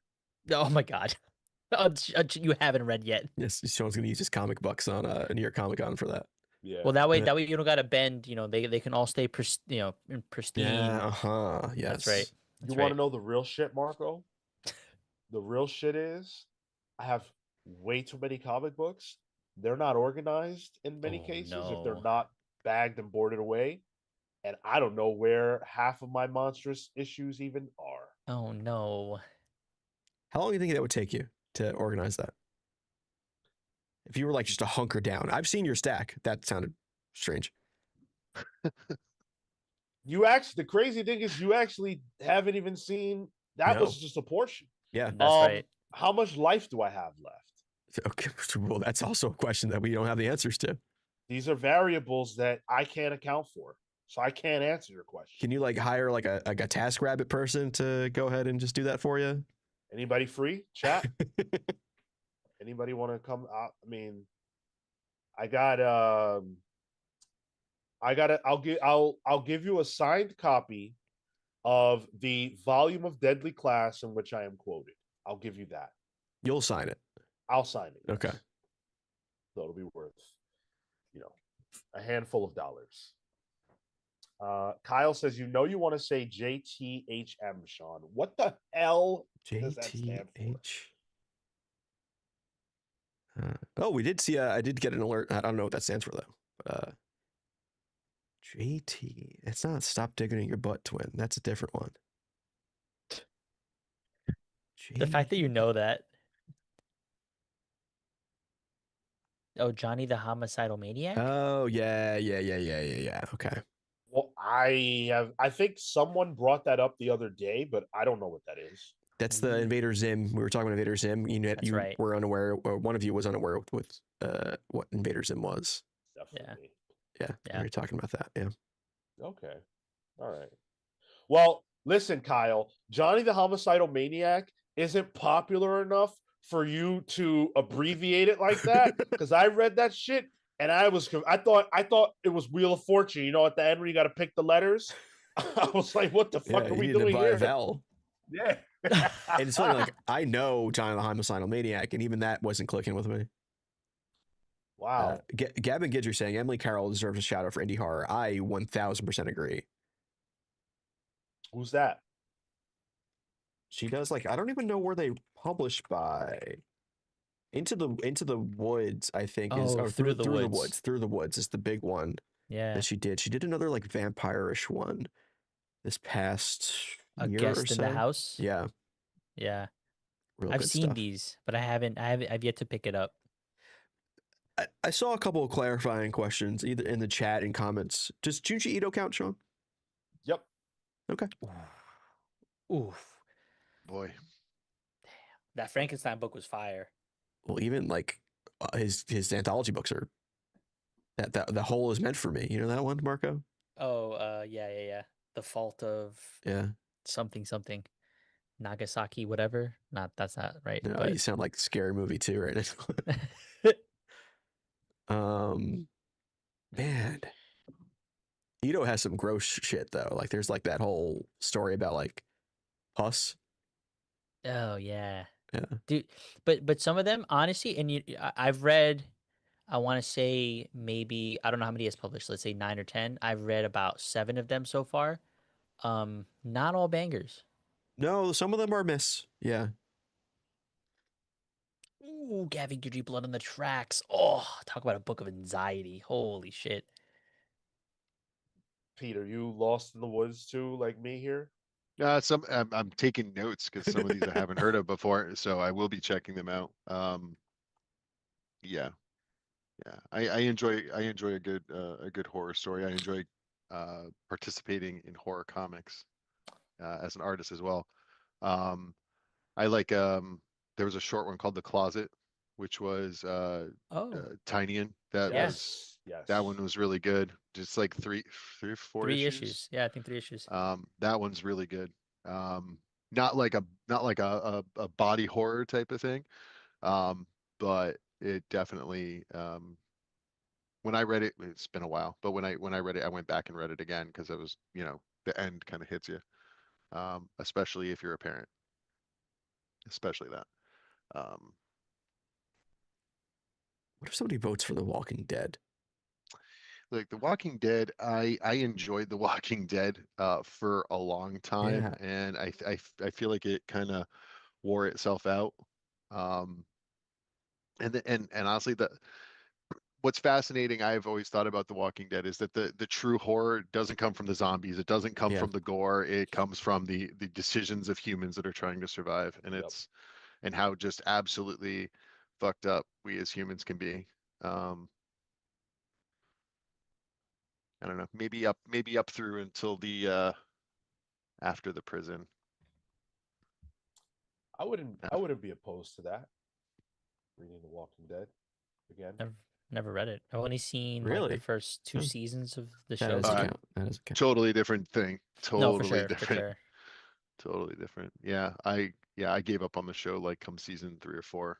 Just What? Really? yeah, I dropped off of it because like I've read every issue of Walking Dead, most of which digitally, and I really liked the book. But just the show departed, I felt too much from the source material at points, and it just didn't interest me.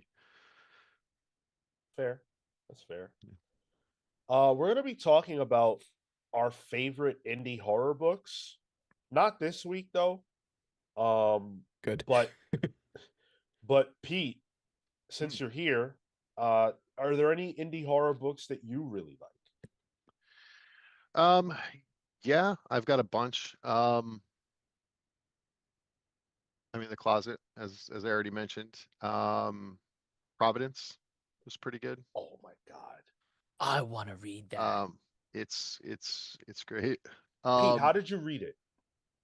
how did I read it? Yeah, yeah. Like, did you get a collection? Were you one of the lucky few who was Yeah, able to get? Okay, yeah, and I got it like secondhand too. I think I picked it up at a flea market of all places. I like to Nice. do that. I like to go flea market hunting for random treasures. Um, I've gotten into the Junji Ito stuff a little bit. That's totally hit or miss. Mm, Uzumaki, I liked. Um, Walking Dead's been a big one. I appreciate some of the classical stuff though too. So the like the Mary Shelley Frankenstein, Bernie Wrightson edition. oh, That that is awesome. It's more like an illustrated book than a comic, I feel, but yeah. it's so gorgeous. Some of the best ink work on the planet. Um, yeah, I think that's pretty much it. A lot of the stuff that I find myself enjoying that's horror based is like, deep indie stuff. Um, like uh friend and creator counterpart Ian Mondrick's got a series called it's the Tomb series. Um, the fourth the fourth and final installment is actually taking um, late backers on Kickstarter. It ended a few days ago, fully funded. So it's worth checking out. It's This one's called The Tomb of the Pale Horse, and there's you can get like the whole collection as part of the Kickstarter backer rewards. Totally worth it. It's a cosmic end of the world, the four horsemen ride across the earth kind of story. It's really good, really good. Um, and the art's awesome too. I think the artist is Ben Benjamin Philby, so worth looking at for sure. Um, Definitely like those. Um, I also enjoy the older stuff. I think that older horror comics my personal opinion that older horror comics hit a little harder than a lot of the modern stuff. So like those old issues of Creep Show, those old Tales from the Crypt books, right? If you're at a flea market and you see those in a you know in a tattered condition for a couple of bucks, it's worth a pickup, right? It's something about horror in a time where there wasn't uh, smartphones and immediate access to um, the police or an ambulance or whatever. Like they hit a little different, you know. So if you're a flea market shopper, or you're at a tag sale, or if you're cleaning out somebody's attic and you come across a bunch of those books, they're gold. Read them, you'll love them. Nice. dude. Electric says Providence is superb, and he hopes it wins. I don't see how we would be able to even get it. Like physically, you can't I get those collections anymore. I have Yeah. the individual issues. I Oh do wow. too, but you and I don't like how Tyler get them. You could probably get it online, surely, Think right? so? Yeah. That series is hard to come by, Maybe. or at least it was for a long time. Maybe a hoopla. Oh, digital maybe? Yeah, I don't Yeah. know. Do the library thing. Yeah, Oh, yeah. compendium. Yeah. Paperback, $30. Really? Yeah, yeah. 480 pages. Wow, Marco, you are you aware of how hard this was to get for so long? I wasn't because I was reading it month to month. Okay. Yeah, I was too. I wanted to get the collection because they had like a really nice one, and then all that was gone for the longest. But now I'm glad to hear it's back. They did like a Kickstarter thing, didn't they? Like there was because there was like a leather bound thing. I feel like I Yeah, remember that. yeah. I'm pretty sure I remember that too. Oh man, but I feel like this had technically you could read this solo, but you could also could read his other three like H.P. Lovecraft things. I'm forgetting them off the top of my head The right now. Necronomicons. Yes, Uh, and then I can't remember. the one with the fish people. Yeah, I can't remember. But this is the corner of Alan Moore's career that a lot of people haven't touched. Um, I touched it randomly. I don't even know, like, I don't even know why I ended up buying Providence, but I did. and I was blown way the fuck away. But that's the only thing I've read. That's like I've never been able to go back and get the Necronomicon or any of that. The Courtyard's the other one. The Courtyard. Yeah, Okay. and it's I've read, I think it's Neonomicon apparently. Sorry, yeah. I think I've read that one. Hmm. Yeah, I still remember I was in the basement of my parents' place reading that, and it's it's not necessarily a creepy basement, it's a finished basement, right? So you got tiled floors and whatever, but it could be a worse situation. Humble brag. Well, my point being, I was in full light, sitting on the sofa that's down there. I'm reading, and one of the last page turns had an image that uh shiver down my spine. I quickly had to like it was one of those things where I like stood up and like looked around because I just felt like a presence. Oh, Made you clench. dude, I put that down and I walked upstairs. I'm like, all right, that's good enough for now. It's not for everybody. It really isn't. It's very wordy. At some points, it feels like a document. There's letters you got to read, all kinds of shit. It's very deep. It's an experience. It's not just a comic book. Yeah. Um, but yeah, whatever wins, you guys will hear about it. Make sure you get your nomination in. It's free to do. We just want to hear what you want us to check out. So please do nominate a book. We would appreciate it. But speaking of horror, we did get a Patreon pal question for this week. This is from Hayden's Hideout, who's with us in the chat as ever. Such a loyal friend, a loyal pal. Hayden says, with the spooky season in full effect, do you think horror comics are the best horror medium? Personally, I don't think they are. I've shared my controversial opinion on the Discord that I don't like Junji Ito books because they're not scary to me. Disgusting sometimes, sure. Terrifying, not at all. What do you think? I think it's a different flavor. Yeah. Like I think one of the advantages of, let's say, film, I think personally, I think they cheat.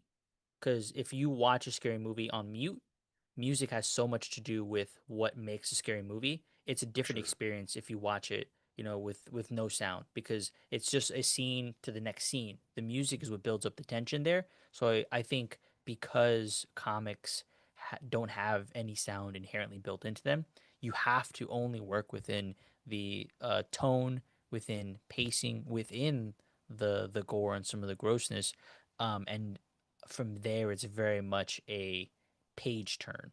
That's the thing that uh, I've felt.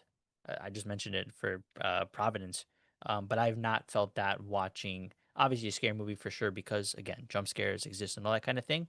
But I think tone and the way you build it up, that's built into the art. Yeah, I think it's just a different type of horror. I don't think there's one that's better or worse. I think the more senses you can fuck around with elevates horror. So Yeah. like if you have sound in it, that's another sense that's being played with. That's why you go to a haunted house. It's sometimes scarier than a horror movie because then you have smell, maybe even touch. Like comics can only really attack one of those. That being said, there are some books I've read where the page turn is like, oh, that's surprising. It's never a jump scare. It's a different type of scare. But yeah, I wouldn't consider one better over the other. I think comic books kind of falls in between, reading a horror novel and watching a movie, and it both benefits and suffers from that. So when you're reading a horror novel, right, you're envisioning everything in your head. You're seeing the scenes. You're creating your own visuals. And when that jump scare like aspect happens in the novel, you're creating that in your own head, and it can be as horrific as you'd like, right? You're putting yourself through that. With movies, you have, as Marco pointed out, the music plays a huge role into that, right? And sometimes you can kind of hear the music building up and almost anticipate it, but sometimes you don't. You get the sound effects and all of that. Comics kind of falls in between. Like you're trying to you're visualizing with visual aid, right? Like you've got your drawings, the illustrations are there for you to guide you through the story. If you read a lot of comics, you can almost anticipate that page turn, right? And that lessens the impact. And you also don't have the support of sounds that follow through. I find I've worked on a few different horror stories, and I'm actually working on one right now. And I think there's a challenge to sequentially tell that in a way that provides that shocking moment, provides that jump scare to truly offer some terror. Um, it's not as easy. It's not as supported, right? You're going off of somebody reading and looking at a picture and hoping that that turn gets them. I feel like I don't read horror comics to get scared, but I also don't watch horror movies to get scared. Mm. I like the kind of stories that you can get from the horror genre and the way that, they can address issues that other types of stories can't. Um, so I don't anticipate being scared when I watch a horror movie. Like, the fuck? I'm not like Mhm. unless it has jump scares built in, which I hate. Um, it's not gonna be scary. So I'm there for the story. And if I'm there for the story, then there's no difference between what comics can do and what movies can do in that regard. Uh, one of the best horror comics I've ever read is Infidel. And it's a story about an apartment building that's haunted basically by racism. Hmm. It's horror. I wasn't scared, but I was thrilled. I was intrigued. I prefer psychological horror in film and comics because it works on my brain, not on my fear so much. Like I want to be scared by what you're telling me or what you're showing me because of the implications of it, not necessarily because there's a crazy guy with an axe. I don't care about that. Like, yes, I'll die. I get it. I know. And that has its its function as well. I'm thinking of like some of the issues of like Silvercoin, where like there was very much the lakeside camp killer kind of situation. Yeah. Which was a good story that played off the history of horror. Yeah. Thank you though for the question, Hayden. I think that's a good one. And he also dropped a 10 spot on us. Double thank you. You triggered our only wheel spin of the day. I think video games are the best medium for horror because it forces you to actively engage with the medium. Of course, you still engage with comics, having you turn a page, but it doesn't feel the same. Uh, I could see that, right? Like in a video game, you're making your decisions. You're not watching somebody else make a decision. So I could understand how the impact hits differently there. Sure. I mean, having played Phasmophobia in VR, a lot more horror in that than reading a comic. That's for sure.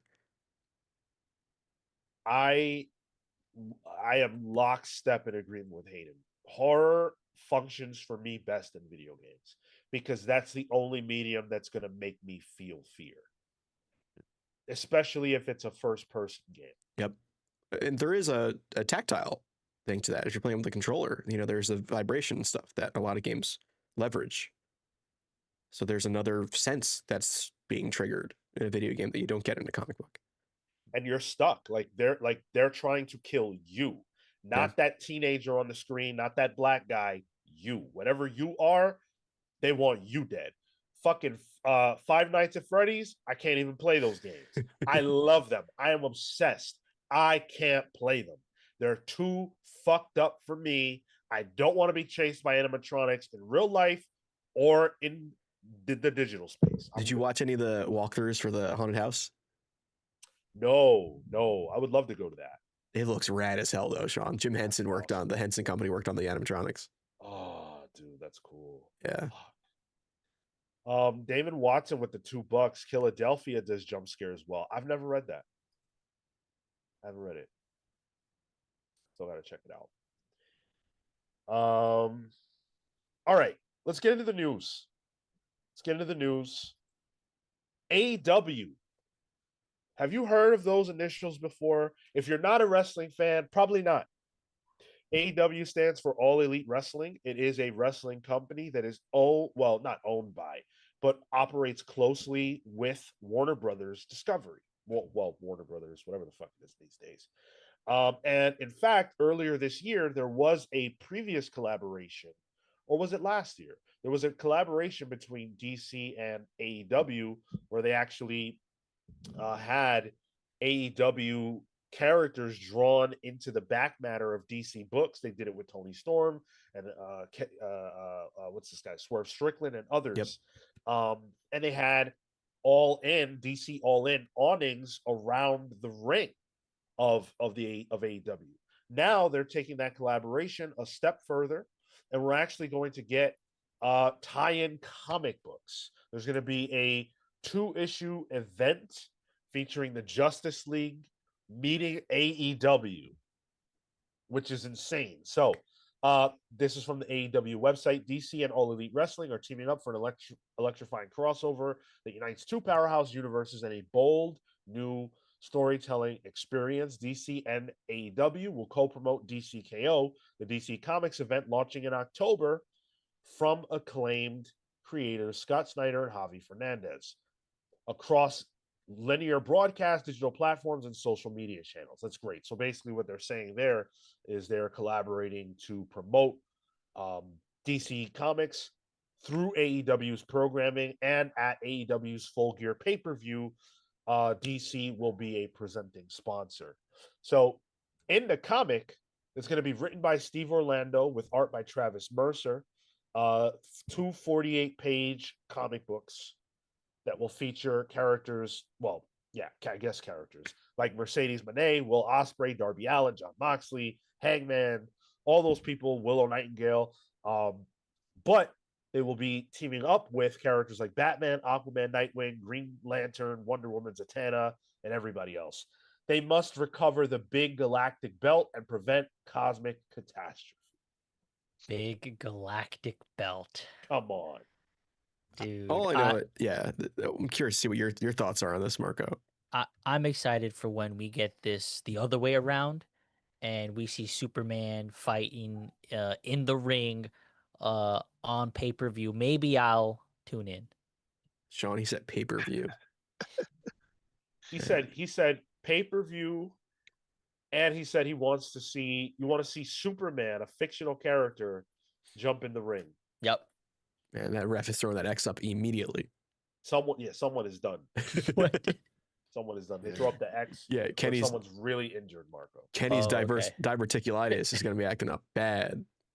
Death is going to be his problem. This is cool for somebody who doesn't have the kind of familiarity. It's always surprised me how strong the intersection of wrestling and comics is, and so I know that this hits home for a lot of people. I didn't grow up on it, and so this is more so. This is a novelty, but this is a novelty that I think is fun because it exists in another kind of like sequential storytelling moment. So I feel like this fits in this world. Sean, when are these books coming out? So, fans can purchase the 2-part DC X AEW comics at comic shops, AEW.com, and at AEW events in 2026. Okay. So that's because it wasn't solicited. I think this is rad. I think this is really cool to see synergy between these two nerd properties. Like, it's just one of those things that just makes sense. Like, they're going to be selling, I think, some of those Dan Mora variants to AEW for KO, right? There was another Hangman Lobo one, and there was another one, Tony Storm Power Girl, I think, was the other one. So, yeah, this makes sense to me. I'm down for this. It'd be cool to see some of these characters interact, like Tony Storm and Zatanna makes sense to me. Two old-timey style performers. That's fun. That's fun. Or to see, like, I don't know, Hangman with a lasso and Wonder Woman with a lasso of truth, stuff like that. You can have fun with. I mean, fucking Swerve Strickland every PLE, Marco, that he's at, dresses like a DC character. Like he did Static, he did Mr. Terrific recently. Yeah, he's also done Black Panther and Killmonger. But he does Fair, he does fair. do Yeah. a lot of comic book collaborations when it comes to his costumes. So this feels like a match made in heaven. Pete, what do you think? I'm kind of excited for it. I think it's interesting, right? I'm sure it won't lead to like anything long standing. There's not gonna, nothing's really gonna cover it. It's just a fun, two two issue romp through, the joys of comics and wrestling. Um, I really hope that we get a moment where Christian Cage asks Batman about his father. Oh my Um, God, you're diabolical. I need that in my life. But I'm looking forward to it, and I think it's smart business, right? Given the overlap potential, to have DC advertise AEW and AEW to advertise DC. I think it's a smart business decision. I'm for this 100%, man. I love it. It's funny though, on the art they gave, the only heel on it is Moxley, which you can't not put Moxley on there. He's one of their biggest, Yeah. wrestlers. I wonder if they can do the heels teaming up with the villains too. They can do like a heel versus face dynamic in the comics. Well, Mercedes is on there. Yeah, Mercedes. I guess she's, but that's the other one where it's like you can't not put her on there. Oh, No it's also MJF. it's also coming out like a year from now, right? Yeah. Maybe. So maybe maybe that'll change. Yeah, I mean, I think this is a no-brainer. It's super, super smart. I think both companies could use the rub and they can help each other out. They're under the umbrella of Warner Discovery in the sense that they both um not aren't owned by Warner, but again, there is that partnership between AEW and Warner. And we talk on this show almost every single week about how the big two in particular need to do a better job of promoting comics. And so what better way to do that than this, talking to an audience that I always believe is already inclined to potentially enjoy what it is that you're talking about. Comics and wrestling go together like peanut butter and jelly. So I am all in for this. And just as like a merch standpoint too, like they're selling the comics at AEW events. Like that's rad. And AEW's had strides within the last year of upping their on location merch game because it was pretty shitty before. So yeah, this just makes sense. This is one more thing if fans can buy and have, wrestlers sign even. I'm sure they'll probably do something like shirt wise too. Like AEW had that what was it, Street Fighter They did. crossover Yep. with their Oh, shirts. those are I cool. could I could see them doing something here where it's like a Yep. Kenny Omega Batman or a Nightwing Oh, Osprey shirt. Now you're thinking like pro wrestling tees. But yeah, Yeah. yeah. Yeah, this is money. This is money. And it's good promotion for DC Comics. I'm so happy that they're doing this. I wonder if this is also like as we lead into the KO, because there's the presented by DC Comics tag for Full Gear. It says here in this article, which is in November. So like even then, there's like thematically some synergy. Mm-hmm. Yeah, 100%. Like it's what it is. It's people whose job is marketing, right? Sitting down and thinking about their job and coming up with an answer that makes sense. Like, oh shit, we're doing an event about fighting. Let's partner up with the wrestling company. Yeah. Who would have thunk? Makes sense. When is the Marvel WWE crossover? Yeah, is Nick Khan and Triple H, are they thinking about that? I want to see uh John Cena and Captain America. Well, the thing is, you can't see him. Fair point. Yeah, you got me. You got me. I knew that. Marco I got that one. reference. Yeah, I got that reference. Aaron Ruiz, Steve Orlando kind of breaking through a little this and giving him the Sorcerer Supreme plot kind of big for him. Steve Orlando has been breaking it for the past decade. maybe I'm a douchebag, and I have no issue with Steve Orlando at all, but he does come across to me as a bit of a jobber in the sense that they he's a good hand. Like they put him on books that, you know, they need to exist, but they don't have massive expectations of. It feels like I can always predict what kind of book it's going to be if I see Steve Orlando's name on it. I'll buy this, but I often feel like if Steve Orlando's name is on it, I don't need to buy it. Yeah. He doesn't. He's not my first, like, oh, got to pick this one up. Yeah, and I'm not too familiar with Travis Mercer. Mm-mm. We got a lot of Travises in the art sphere of comics. I definitely don't think they gave us the, they didn't try to wow us with this creative team. I don't think they had to. I think they're anticipating a lot of people who will read this may not be people who read comics all the time, in which case the creative team doesn't even matter. So good stuff. Good stuff, DC. Gavin Guidry says, I adore Steve, will abide no slander. Stick up for your guy. I'm with sorry. it. Yeah. Yeah. Don't take my shit. Just don't tell him I said it. Martian Manhunter with Riley Rosmo was a good book. I will give him that. I never finished that. Yeah. I didn't finish it either, but I liked what I read of it. Yeah. Last bit of news up is really just an opportunity to say congratulations. Big DC week. And we're going to cap that off with the news that on the New York Times bestseller list for graphic novels and manga, not the whole bestseller list. That'd be fucking crazy. For graphic novels and manga, alongside things like Solo Leveling, which is massive, alongside a new Dogman entry, alongside Jujutsu Kaisen, and The Adventures of Super Diaper Baby by Dave Pilkey. I used to read that shit. Oh, wait, whoa. Super Diaper Baby, dude? Yeah. I never heard of it. But oh, dude. Super Diaper Baby is my jam. Love that.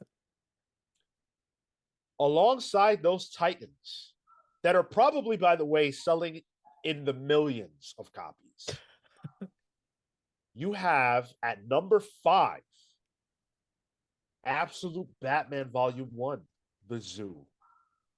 That's wild. Insanity. That is not a American big 2 superhero comics do not touch those other books in terms of sales like that. Insane. I said I feel like Absolute Batman is not, it's not the modern version of The Dark Knight Returns, but it gives me that same feel. Like this is going to be that level for the modern day. The sale, who knows if I'm right? We have to wait a very long time for that.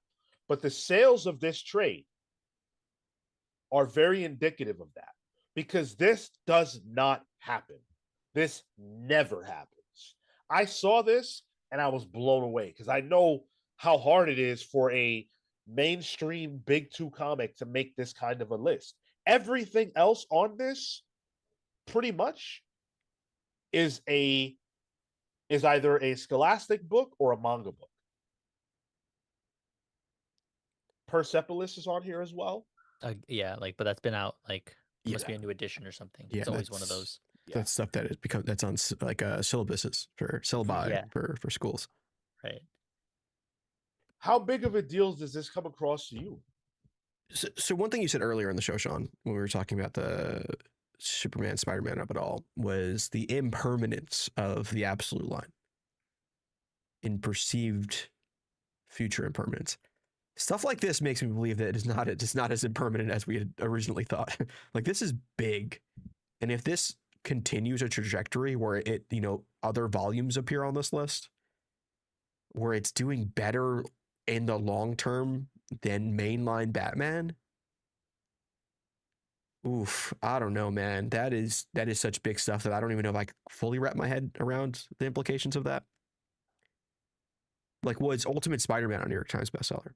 I mean, that's an unfair comparison. The You market mean was the different at the original? time. Yeah, Or yeah, oh, yeah. The market was different at the time, but it's still huge.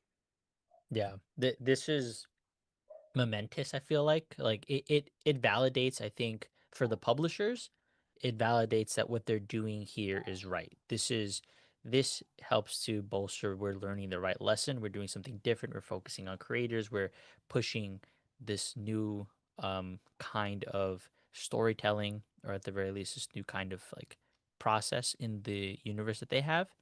Um, and I think DC is emboldened here in particular because it's a DC book. You don't see this for an Ultimate title.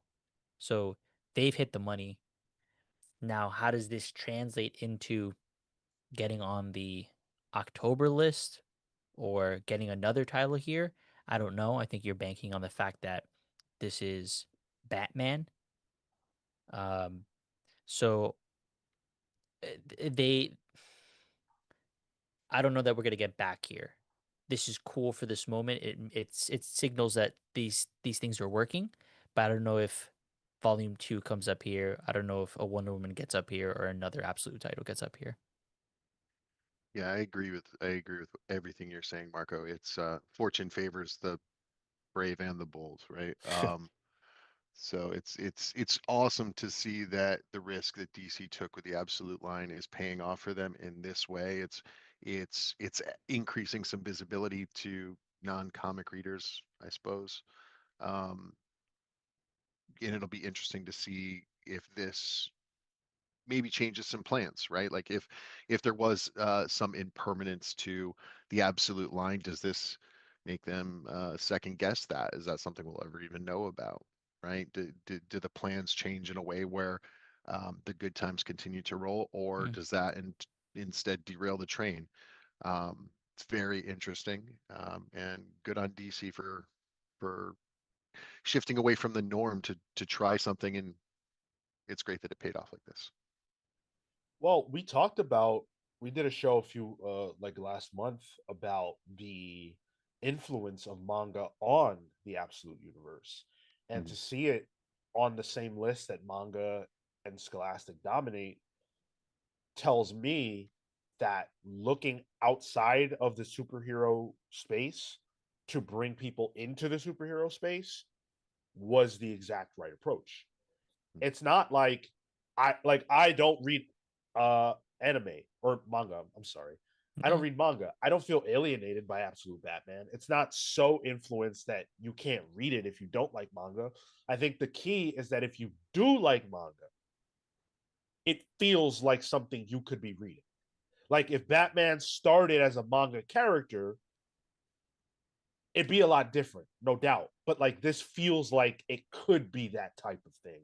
And I think that's why we're seeing so much of an embrace of it. It feels like Batman for modern people and with modern sensibilities as to what people want to see now today. Yeah, yeah. for And sure. I'm not huge into the Absolute line. hmm, I mean I follow it enough, but it's not like a regular thing that I pull. Um, but it's interesting to see that comparing it to the Ultimate line, which I was picking up, was being the keyword there. Yeah. It's interesting to see that DC is uh you know, the absolute line is out ultimating the ultimates, right? They're doing a better job at adding that fresh, modern point of accessibility. It's because Marvel didn't do what they did the first time around with the Ultimate Yeah. Universe, which is yeah, they looked outside of the superhero bubble. They went and got Bendis, who hadn't done anything superhero other than a short Daredevil shot at that point. And Mhm. Mark Miller was still new in the superhero space. Yeah. You know, DC did a very similar thing, not on the writing end, but on the art end. Ooh, That, Yeah. to me, I think if Absolute Batman and Wonder Woman in particular were drawn by more mainstream artists, we're probably having a different conversation. I Yeah. agree with that. And the Absolute line had time to percolate and gestate in terms of behind the scenes. We do know the Marvel side probably had some issues there in the back end. Hmm. Kate. Yeah. And I think also the approach that DC took, because they've mentioned they have 2 years worth of story, right? The line isn't dictated by a year or 2 years worth of I need to get to X point. It feels that much more freeform. And if the creators have the bandwidth for that, the run, I think that's different. They have the room to spread their wings, get settled in, tell a story, both from a writing and art perspective. Yeah. I think it's cool too. And again, I'm not reading every issue of the Ultimate line, but from what I've discerned from, solicits and, reviews and things that I've seen, it looks like the art team's been consistent, right? Like I don't think anyone other than Nick Dragotta's drawn Absolute Batman, right? W- They've had guest artist issues. There's been two, I think, two or Marcos Yeah. three. Martin was one. And Walta. Clayman. Well, Okay. oh, that's right. Oh, But it Clayman as seems well. Yeah. everything seems very consistent, right? It's not so jarring. It's not in the middle of an arc or Yes. anything like that, and I think that's important, keeping things consistent. I also think, Nick Dragotta is a great example here. Um I like his art. I really find it fascinating what he's doing with Batman. Not that I like all of it, but I find it interesting, right? It's going back to how I read comics to try to look at how other artists do things. Hmm. Um, his decisions aren't necessarily the decisions I would make if I were in his position, and I think that it's interesting to see a fresh take, and it's good to see him on a mainstream, high profile project, right? And I think to that point, that's something that is cool to see from DC, right? Like they could have slapped insert a list artist here, and they went with some lesser known talents. They're giving them the wheel and they're saying, "Show us what you got." I think that's really cool. I mean, Hayden Sherman and Janoy Lindsay at Absolute Green Lantern. Like those are Mm. not household names, Yeah, but now they're becoming that because of these books. Yeah. yeah, I mean, Nick Dragotta's career is situated. This is it.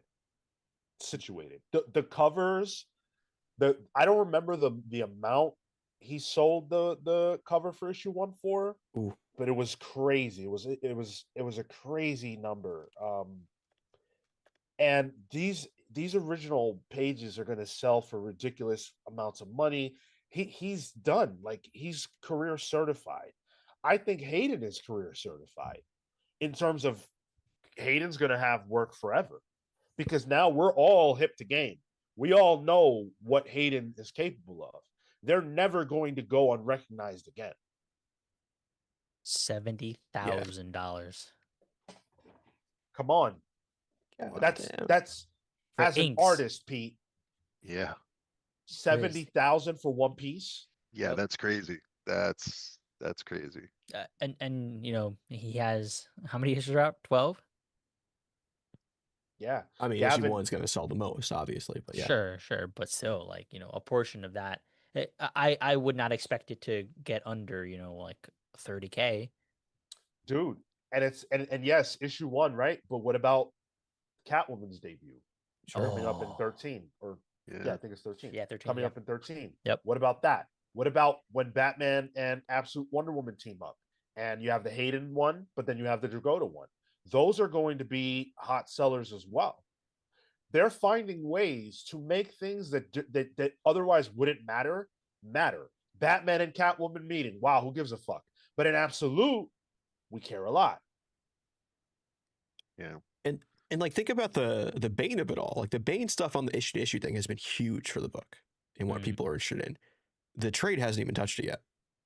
Yeah. And I'm not even sure the original pages have been sold for that yet. Like that's more money for Jagoda. That's another, I guess that would be trade two, right? Probably, yeah. Yeah, or at least the very beginnings No, of it. yeah, not even because we have the little intersection like with Freeze. yeah, exactly. Yeah. So Yeah, but I imagine that trade is probably going to sell insanely well too. You would have to get some of the Bane stuff in there. Yeah, it have to be some. at the start, What unless they make it issue? a bigger one. Volume 1 is what issues to 6 or 5? It's the full Zoo arc, so I think that was 6 issues. 6 issues, yeah. So that would bring you to 12. If we're to do another 6 issues. Yeah, that's right. Yeah, that's right. right where we are. Yeah. Yeah. That's perfectly fine. And then the next one leads you into Catwoman. Yep. Yeah, True. sure. Yeah. Love it. Yeah, volume 2 going to sell crazy. Gavin Guidry said, I was just telling a friend that this one first arc made him wealthy. That's more than my single highest selling pieces by multiple factors. Keep in mind, they're also getting royalties, and Absolute Batman and Wonder Woman have both gone back for multiple printings over and over again. It's a great And there's point. no sales threshold on trades. You get royalties from the first copy sold. Wow. Wow. And then think about the environment this builds for artists to be able to generate art. Think of all the covers for all the multiple printings, all the variants, the store exclusive variants that then are then original art that can be sold for those creators. So it's a good environment for artists really to be within this absolute sphere. 100%. It has a trickle down effect. It has a cascading effect. Like, it benefits everyone so much. All it makes me think about is like, what's the next plateau? Like, how high can this go? You already can't go on the internet when a big absolute book comes out because the motherfucker's gonna be spoiled right away. Wednesday, not even Wednesday, Tuesday, I was getting spoiled about absolute evil this week. Those Mr. damn DC. comic shop people are fucking me over. Crazy. Like Absolute Yeah. Batman number 13 is next week. I gotta read this Wednesday ASAP. when I wake up. Yeah, Read that it morning. Tuesday If I could. somehow. Mr. DC says Demon Slayer making 600 mil in the box office. I can see Absolute Batman animated movie in the future. I think that's when it. Well, but I think the point being, this is again a lesson, right?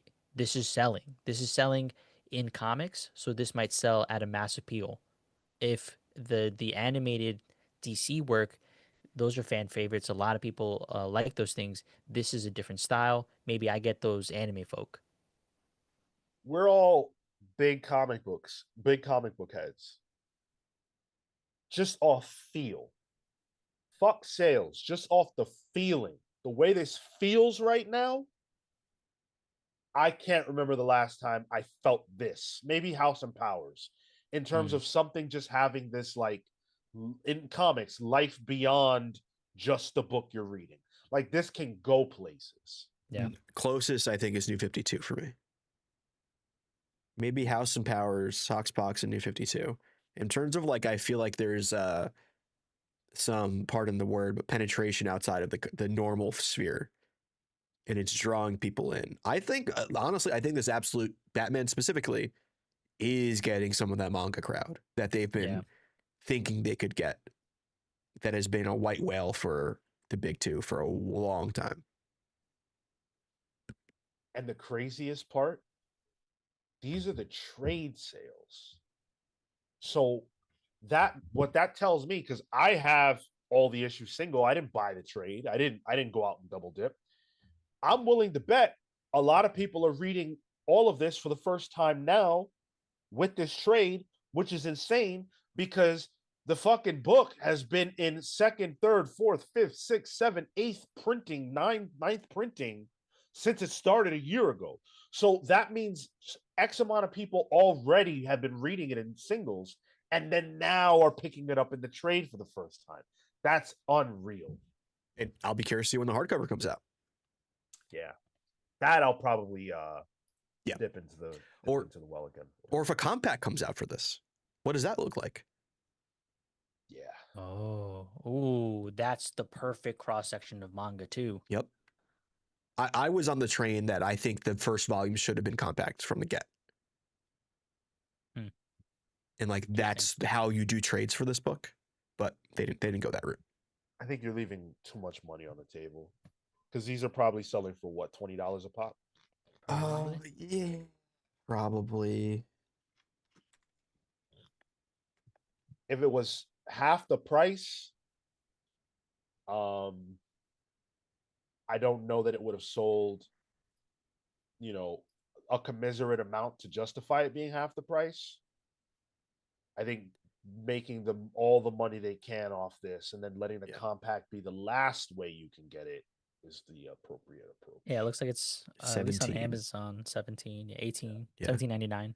On Amazon, it's #1 bestseller in the mystery, thriller, and crime manga section. Okay. Bezos, fix your categories there, buddy. Unless they don't have a comic section, it's just manga. No, they do. They got rid of it. It's called Comixology. Oh yeah.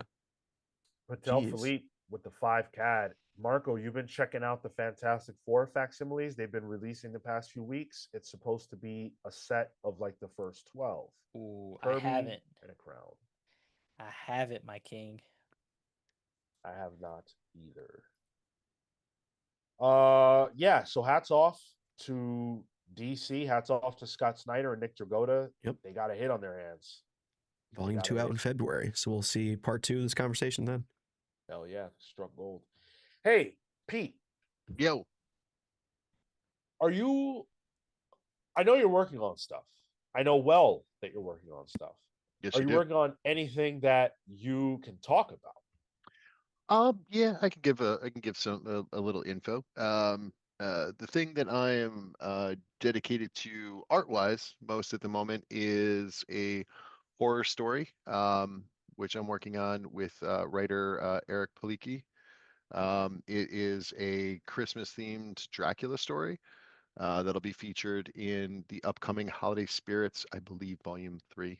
I could be wrong, but I think it's Volume 3, which should be on Kickstarter in December. So I am uh, feverishly drawing away my version of Dracula, which is so cool to be able Nice. to actually do that. I have my blur on. I don't know if you guys can see a little. Hey. Hey. Oh, I love it. I saw the S- hand, his Yeah. hand. Yeah.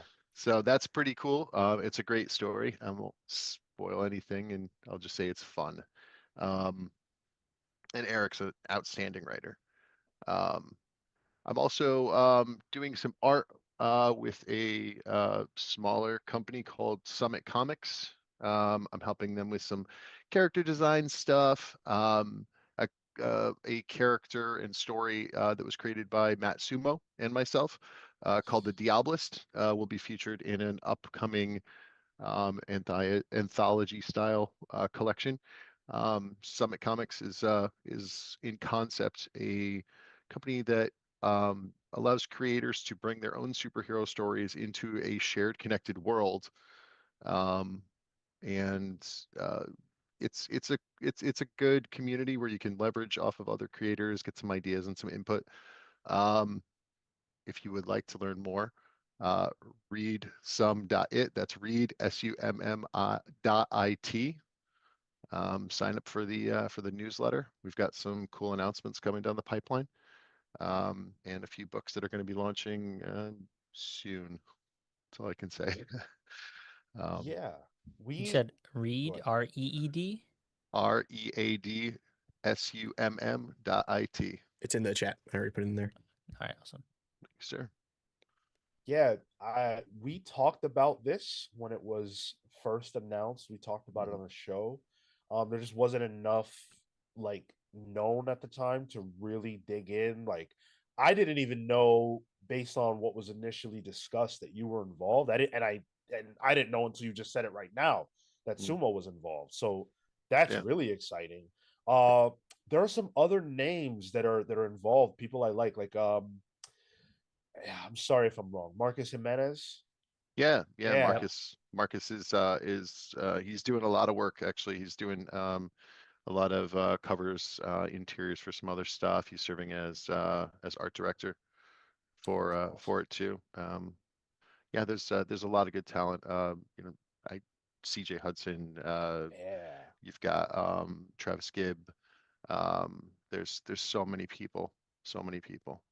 Um, but we're in an early phase. There's a lot of cool stuff that's been talked about, a lot of cool ideas, a lot of cool characters and story ideas, and it's interesting to, take what would otherwise be you know, independent individual Kickstarter superhero stories and to try to make something more collaborative, something that's shared and um, build that into something of a community.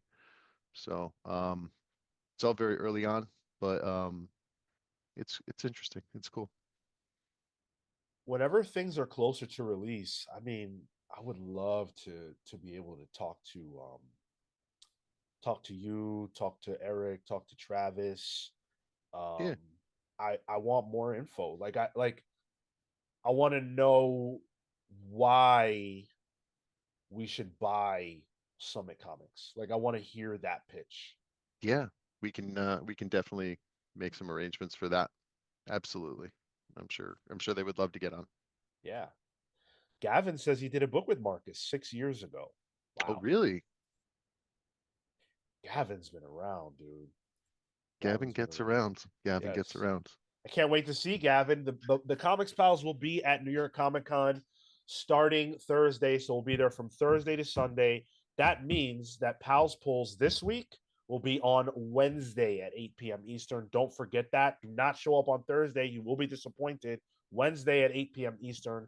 Make sure you guys come hang out with us for that. It's going to be a lot of fun. And check out Pete's work. Pete Collins, The Bardic Verses. It's an awesome book.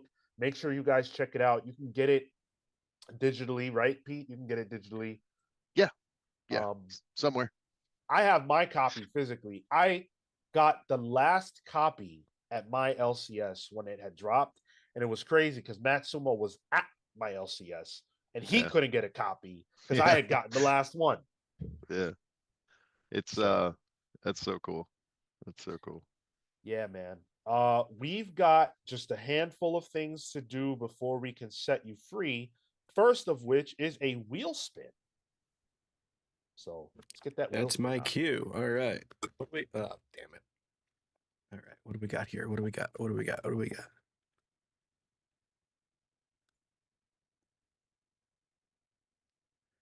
A revelation.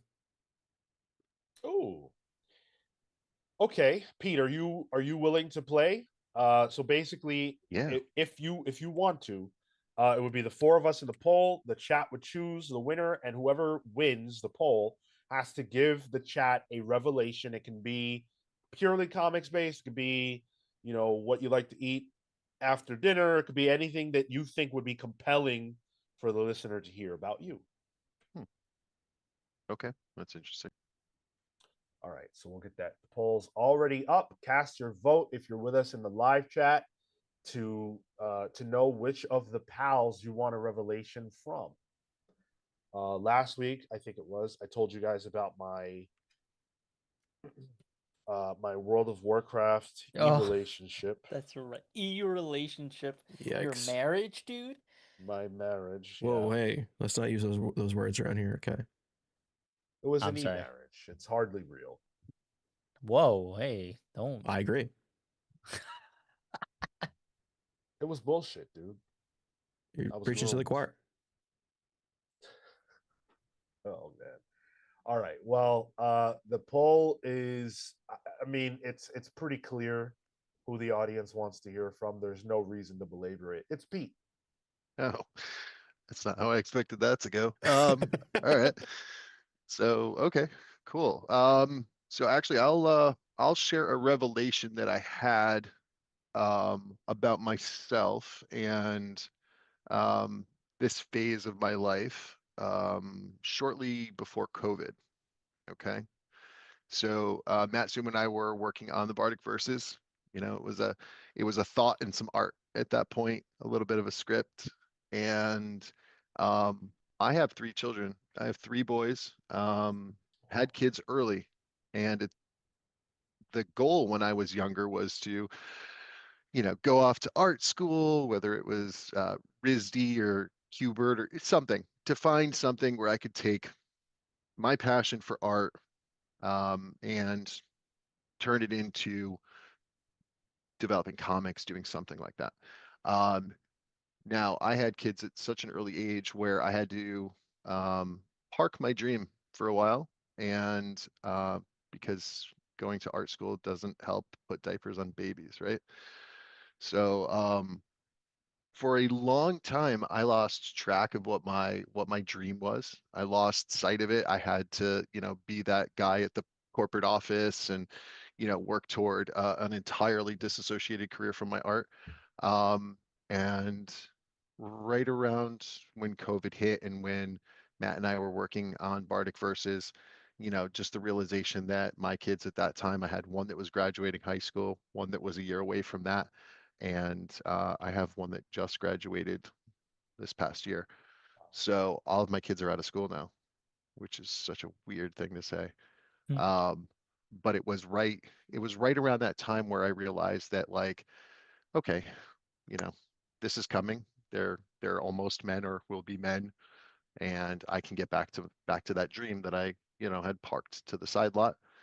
Um, and since then, my focus has been to get into as many projects as I can, be it a cover, a pinup, a short sequential story, something to try to recapitalize on that. And it has been a fun ride. Um, Sometimes I get in over my head and I overcommit, but that's a different revelation. Um, but it's that revelation has put me on the path that I'm currently on, and it's making me see things in an entirely different light. So hopefully, there's a lot more to come from me, and yeah, that's it. That's my revelation. That I guess that's the benefit of having kids when you were young, right? It's that you're still kind of young, that A, you can a do little, this. a little bit, and it also allowed me to impart upon them that like, you know, um, you should have dreams, and even if you can't get to them right away, you have to come back to them, Mm. right? You have to be true to yourself, and you have to find the time to complete what makes you whole, and you have to be authentic to yourself to some point, at some point. When you say that you are on track and you want to take this as far as it can go, do you have specific aspirations that you are working towards? Yes, I do. I do. I have a not a physical like, dream board or goal board or whatever, but in my head I do. Yeah. I don't know if working big two is them. I have a lot of story ideas. I'd like to get those out. I'd like to continue to work on good stories, not necessarily profitable stories, Mm. if that makes sense, right? Like I'll choose working in the art film over the blockbuster, I guess. Um, you know, so that's it for me. I want to make something that impacts somebody at a personable level. I enjoy that. Um, which I think I'm working on right now. Uh, so do you feel like you're able to make that choice of like I'd rather chase fulfillment than money because you already have a stable career that brings home the bacon, or do you think that's just that artistic nature in you that like you're just punk rock and that's how you always would be? I think it's a bit of both. It's a bit of both. I wouldn't be able to do what I can do now if I didn't have the stability that I worked toward before I came back to focusing on my art so feverishly. I think that I have a lot of benefit in that. It also is a double-edged sword, right? Because I have to put in the 40 to 50 hours a week at that before I can draw. Um, I do sneak away to my car quite a bit though to draw. I think I have some opportunities that I'm afforded with that. I'm afforded some comfortability um, to be a little picky, and I hear certain, I've seen certain interviews like I think it was the Heather Antos interview you guys did, and it was there there were some things that were said there. I would say I'm a little turned off from trying to pursue mainstream work. And I'd rather make an artistic stand in a smaller capacity that I feel good about. Damn, dude. I wish Gavin was on with us right now. I want to hear you both have this conversation because you guys are, I mean, Gavin's in the chat. He said he's got 3 kids just like you do. He's rooting for you. And I would love to hear sort of what his thoughts are as someone who is on a similar journey, and now is getting to a place where like he's starting to see things align as far as working with having more work with DC and stuff like that. I Yeah. definitely want to get you guys in front of each other. Yeah, I'd love to have that conversation. I'd love to see like the parallels and how things marry up and how they diverge. I think that would be a very interesting conversation. Yeah. Well, you guys know you're going to see and hear more of Pete on the show. He's a regular with us. We love his presence, we love his energy, and we love his support of us. And his art is really amazing too. So you Thanks. support us, support Pete the same way. Go grab a copy of the Bardic Verses. Do you have a website, or like where should people Um, look for you? I have a website that is strictly just portfolio based. We're going to be putting some stuff up for Bardic Versus in the near future. So get it where you can find it. At the moment, that'll be changing soon, hopefully, maybe. Cool. I want to see Pete be in a position to buy 2 Switch 2s off his Yes. comics bucks, just like Gavin. That's what I want to see. Uh, without the hooking. Oh. Is that how Gavin made it happen? I didn't know that. I mean, that's how I would make it happen, I guess. Oh, Yeah. I was gonna Yeah. say, Gavin, That's a day job, dude. you've been Yeah. lying to us. That's what Pete was saying. He went to the car to draw on, Yeah. and after his side job, he didn't say whose car. Right. Yeah. Exactly. Listen, it don't take but 2 minutes to make it happen for some folks. Well, And you pay for the hour. So they you got time. don't call him Marco's minute for nothing. Whoa. Oh. Easy. Shots So Marco, how fired. come you took the whole show off that day? Series of minutes, Sean. A series of minutes. That's what it Yeah, was. That's yeah. right. Back to backs. Yeah. He's drinking whole milk in between, recharging. Ridiculous. Rinkle says, "Great episode. It might be a biased opinion, but that Pete Dreamweaver Collins has a voice like Velvet. Is continuously insightful and of course witty as hell. Wow, you have a fan. That's Yeah. my wife, yeah. Yeah.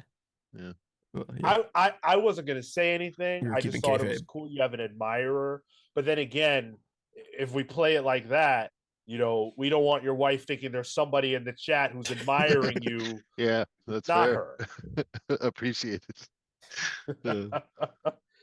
Gavin says, "I am selling them my body. Just ask my neck and my back." Ooh. Yeah. Yeah, That- I feel that. The hand. Are I there 2 feel more that. parts you can talk about after your neck, your back? Uh, His fingers and his feet. Crack. Gavin said, "My wife ignores me when I'm on the show." Wasn't she in the comments section the other week when you were on? Am I crazy? I feel like we had a guest appearance by. I think that was No, I think it Pete's was wife Pete- last Pete- time. yeah, Yeah, Pete's wife for was the, on. we were Yeah, talking yeah. about the Oh! firefighter. That's right. closing Right. cup. The- Yeah, Yes. the pal's calendar. Damn, dude. It sounds like you're living the dream. You're drawing comics, you have your day job, your kids are grown, your wife still loves you. Wow, that seems What more targeted. could you ask for? It's not target. I mean, that's the dream. We would all like to be loved by our wives after we've been with them for 20 years. All right, let me go email my therapist. Yeah. Be right back. Wow, lucky you. Yeah, I am lucky. I am lucky. And she lets me skip out on a lot of stuff to get my drawing done. So Mhm. she's pretty Supportive. cool about the schedule. Yeah, definitely. Definitely. I think behind every successful person who's got a partner is very likely somebody at home who's making a lot of allowances and sacrifices. Yeah, for sure. Way to modernize that saying, Sean. For sure. Thank you. Thank you. I was trying to be very inclusive. No, CW Gordon, I am not about to log back onto WoW. That is not going to be happening. You know what? My I got a fun little thing here. Go for So, it. what was it? Geez, 20 years ago or so, my dad used to love his video games, but he was playing like Sim City and like, Yeah. Hell yeah. that kind of stuff. And didn't know what to get him for his birthday one year. And I got him World of Warcraft. Okay, gave it to him. Hey dad, I know you like your computer games after a long day of work, here you go. Maybe you'll like this. That man is hooked. He plays religiously every day ever since. So much so that my own mother has threatened me that if I ever get him hooked onto another game again, she's going to disown me and everything. So he is locked in. He's retired now. He sits at his computer all day, every day, playing WoW. Still, Do you know what he plays? I try not to Okay. engage him on it because it's a 4-hour conversation about things I don't quite get. But Gave Just- him a curse. Just ask him if he's spending gold at the Goldshire Inn. done. I will do that. Potentially uncomfortable question, but are your parents still together? Yeah. Yep. Okay. So look, I'm just gonna tell you, bro, because I played WoW for a long time, off and on for nearly 20 years. He might have an e-wife. Oh, I all got right. married in game. He check his inventory. If he got that black tux, you Well, know we what can do he's doing. transmog now. You don't need to have any inventory anymore, That's Sean. true. Yeah. That's true. That's true. All I'll right. get to the bottom. Yeah, you should. Yeah. We've got just a couple more things left to go. I do need to shout out the rest of our patrons who make this show possible and do a new origin. So thank you to Amin, the Almighty Perez, Houston, the Century Kid Murphy, Peter, Living Lightning Electrics, Young Dende, Faye Fighter DeWoody, Jalome Paladin Warbird, Cosmic November, Carter, the Owl Shogunate, Steve Swarm Canaris, Scripture, the Wardens of the Word, Christian, or not Christian, excuse me, Chris, the Cure Coleman, Emperor MD Johnny, Joel Justice, Mad Max Pliskin, and by the way, Joel Justice, returning member. Thank you so much, Joel. There it Appreciate you is. being back with us. And receiving his origin for the very first time, Jack of some trades, Cloutier. Now, I should say before I start, this was very stream of consciousness. Jack, no offense. I had a lot of fun writing this, and I feel like there are endless possibilities with your story, so I hope you enjoy it. The Lowland. It's the kind of place you go if you wanted to hire someone for a hit job, or maybe to buy the sort of drugs even the yos on the street won't mess with. A place that doesn't know empathy, kindness, or care. It attracts the worst of the worst, which is a good thing. It pits the monsters against each other. Most people don't leave the lowland, not because you can't, but if you're the type of person who wants to be there, nothing in the outside world will satisfy you. Jack is one of the rare people who spend significant time outside this undercity. No one knows why. Jack is rich in the ways that matter most here, in information and connections. He knows everyone and knows something about them that they would rather no one else find out about. That's the kind of power money can't buy. But a lot of people pay a lot of money to wield that power against others or shield themselves from it. Jack also happens to be a master thief, the kind of thief the lowlands have never seen before. It's easy to curry favor with the lowland gangs when they know you could rob them blind. And if you need something smuggled out of this hellhole, there is not a better person to ask than Jack. That was a list of the only things that Jack is good at. No one had ever tested his mettle, but it was generally assumed that Jack couldn't fight. He's clumsy, not unbelievably bright, and actually kind of annoying. Most people would have said. Any other person with Jack's lack of toughness or couth would have died a long time ago here. But Jack's the best at what he does well. How then is Jack still alive? How does a man who can barely put one foot in front of the other to take a hike earn the reputation of master thief? Well, Jack's best kept secret is his own. See, Jack's not always in phase with the rest of the world, so to speak. It's like he slips out of sync from everything. He can see people, he can hear people, go anywhere he wants to go, and no one is the wiser. As it turns out, the things Jack does best, he's able to do because he's one of them. He's lucky, not special. But hey, the guy's making the most of it, right? And besides, there's one last thing you don't know about Jack. The first time Jack fell out of phase, he was being attacked by his foster father. That was the last time anyone got their hands on him. Since then, Jack's had an affinity for kids without families or homes.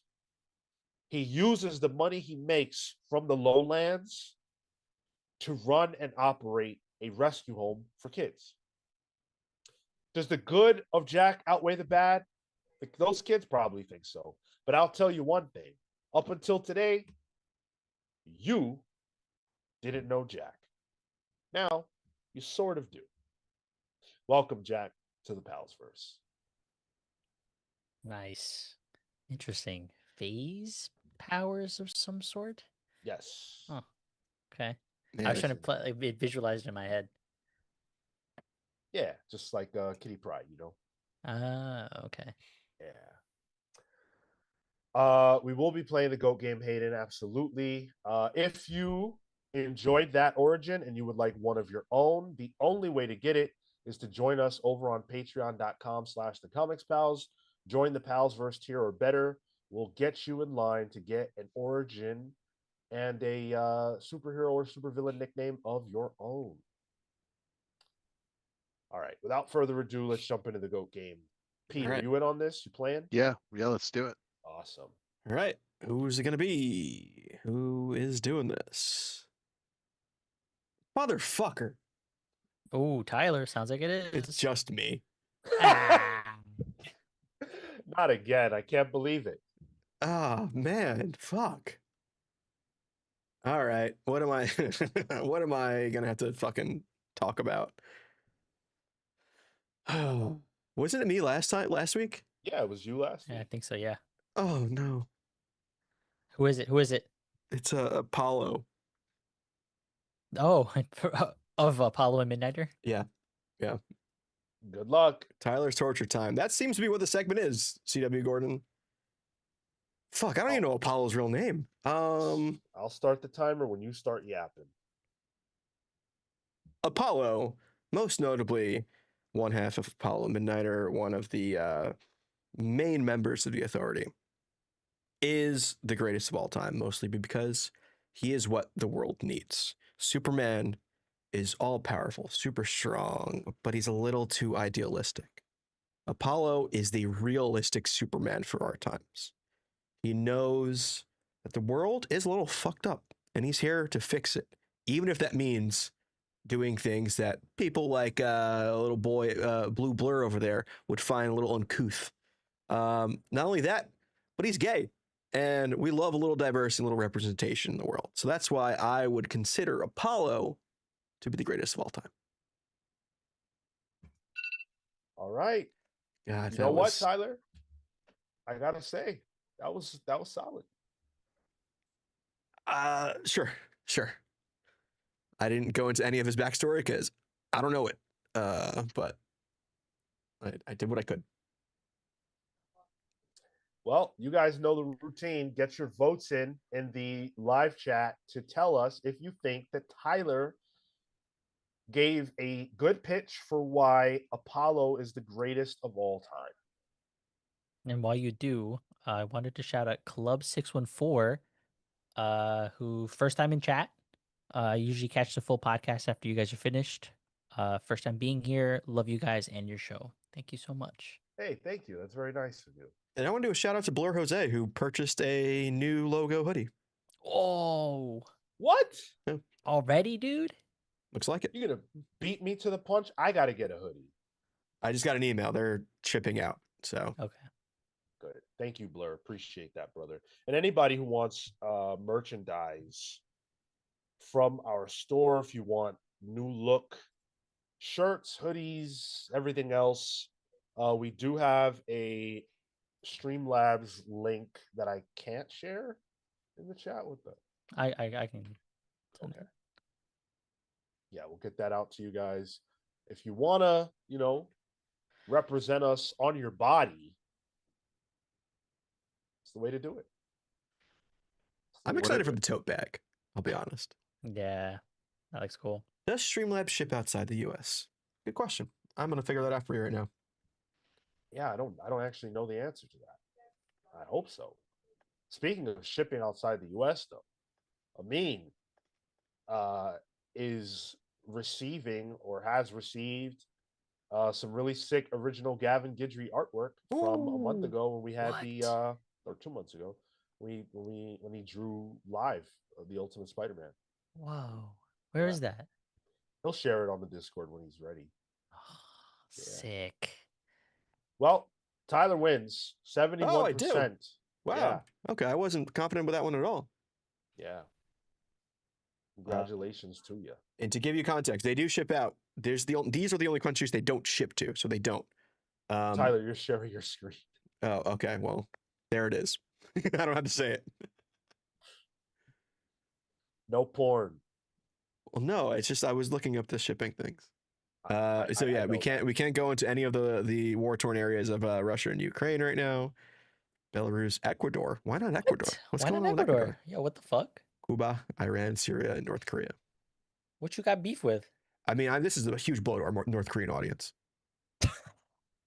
If they have internet, the ones that Word. have They internet. got their own kind. Yeah. Right. Word about our Crimea. Crimean? Yeah, I'm worried about them. That sounds like a fake DC world, like DC City, Crimea. Yeah. All right, guys. It's been fun. It's been real. It's been real fun.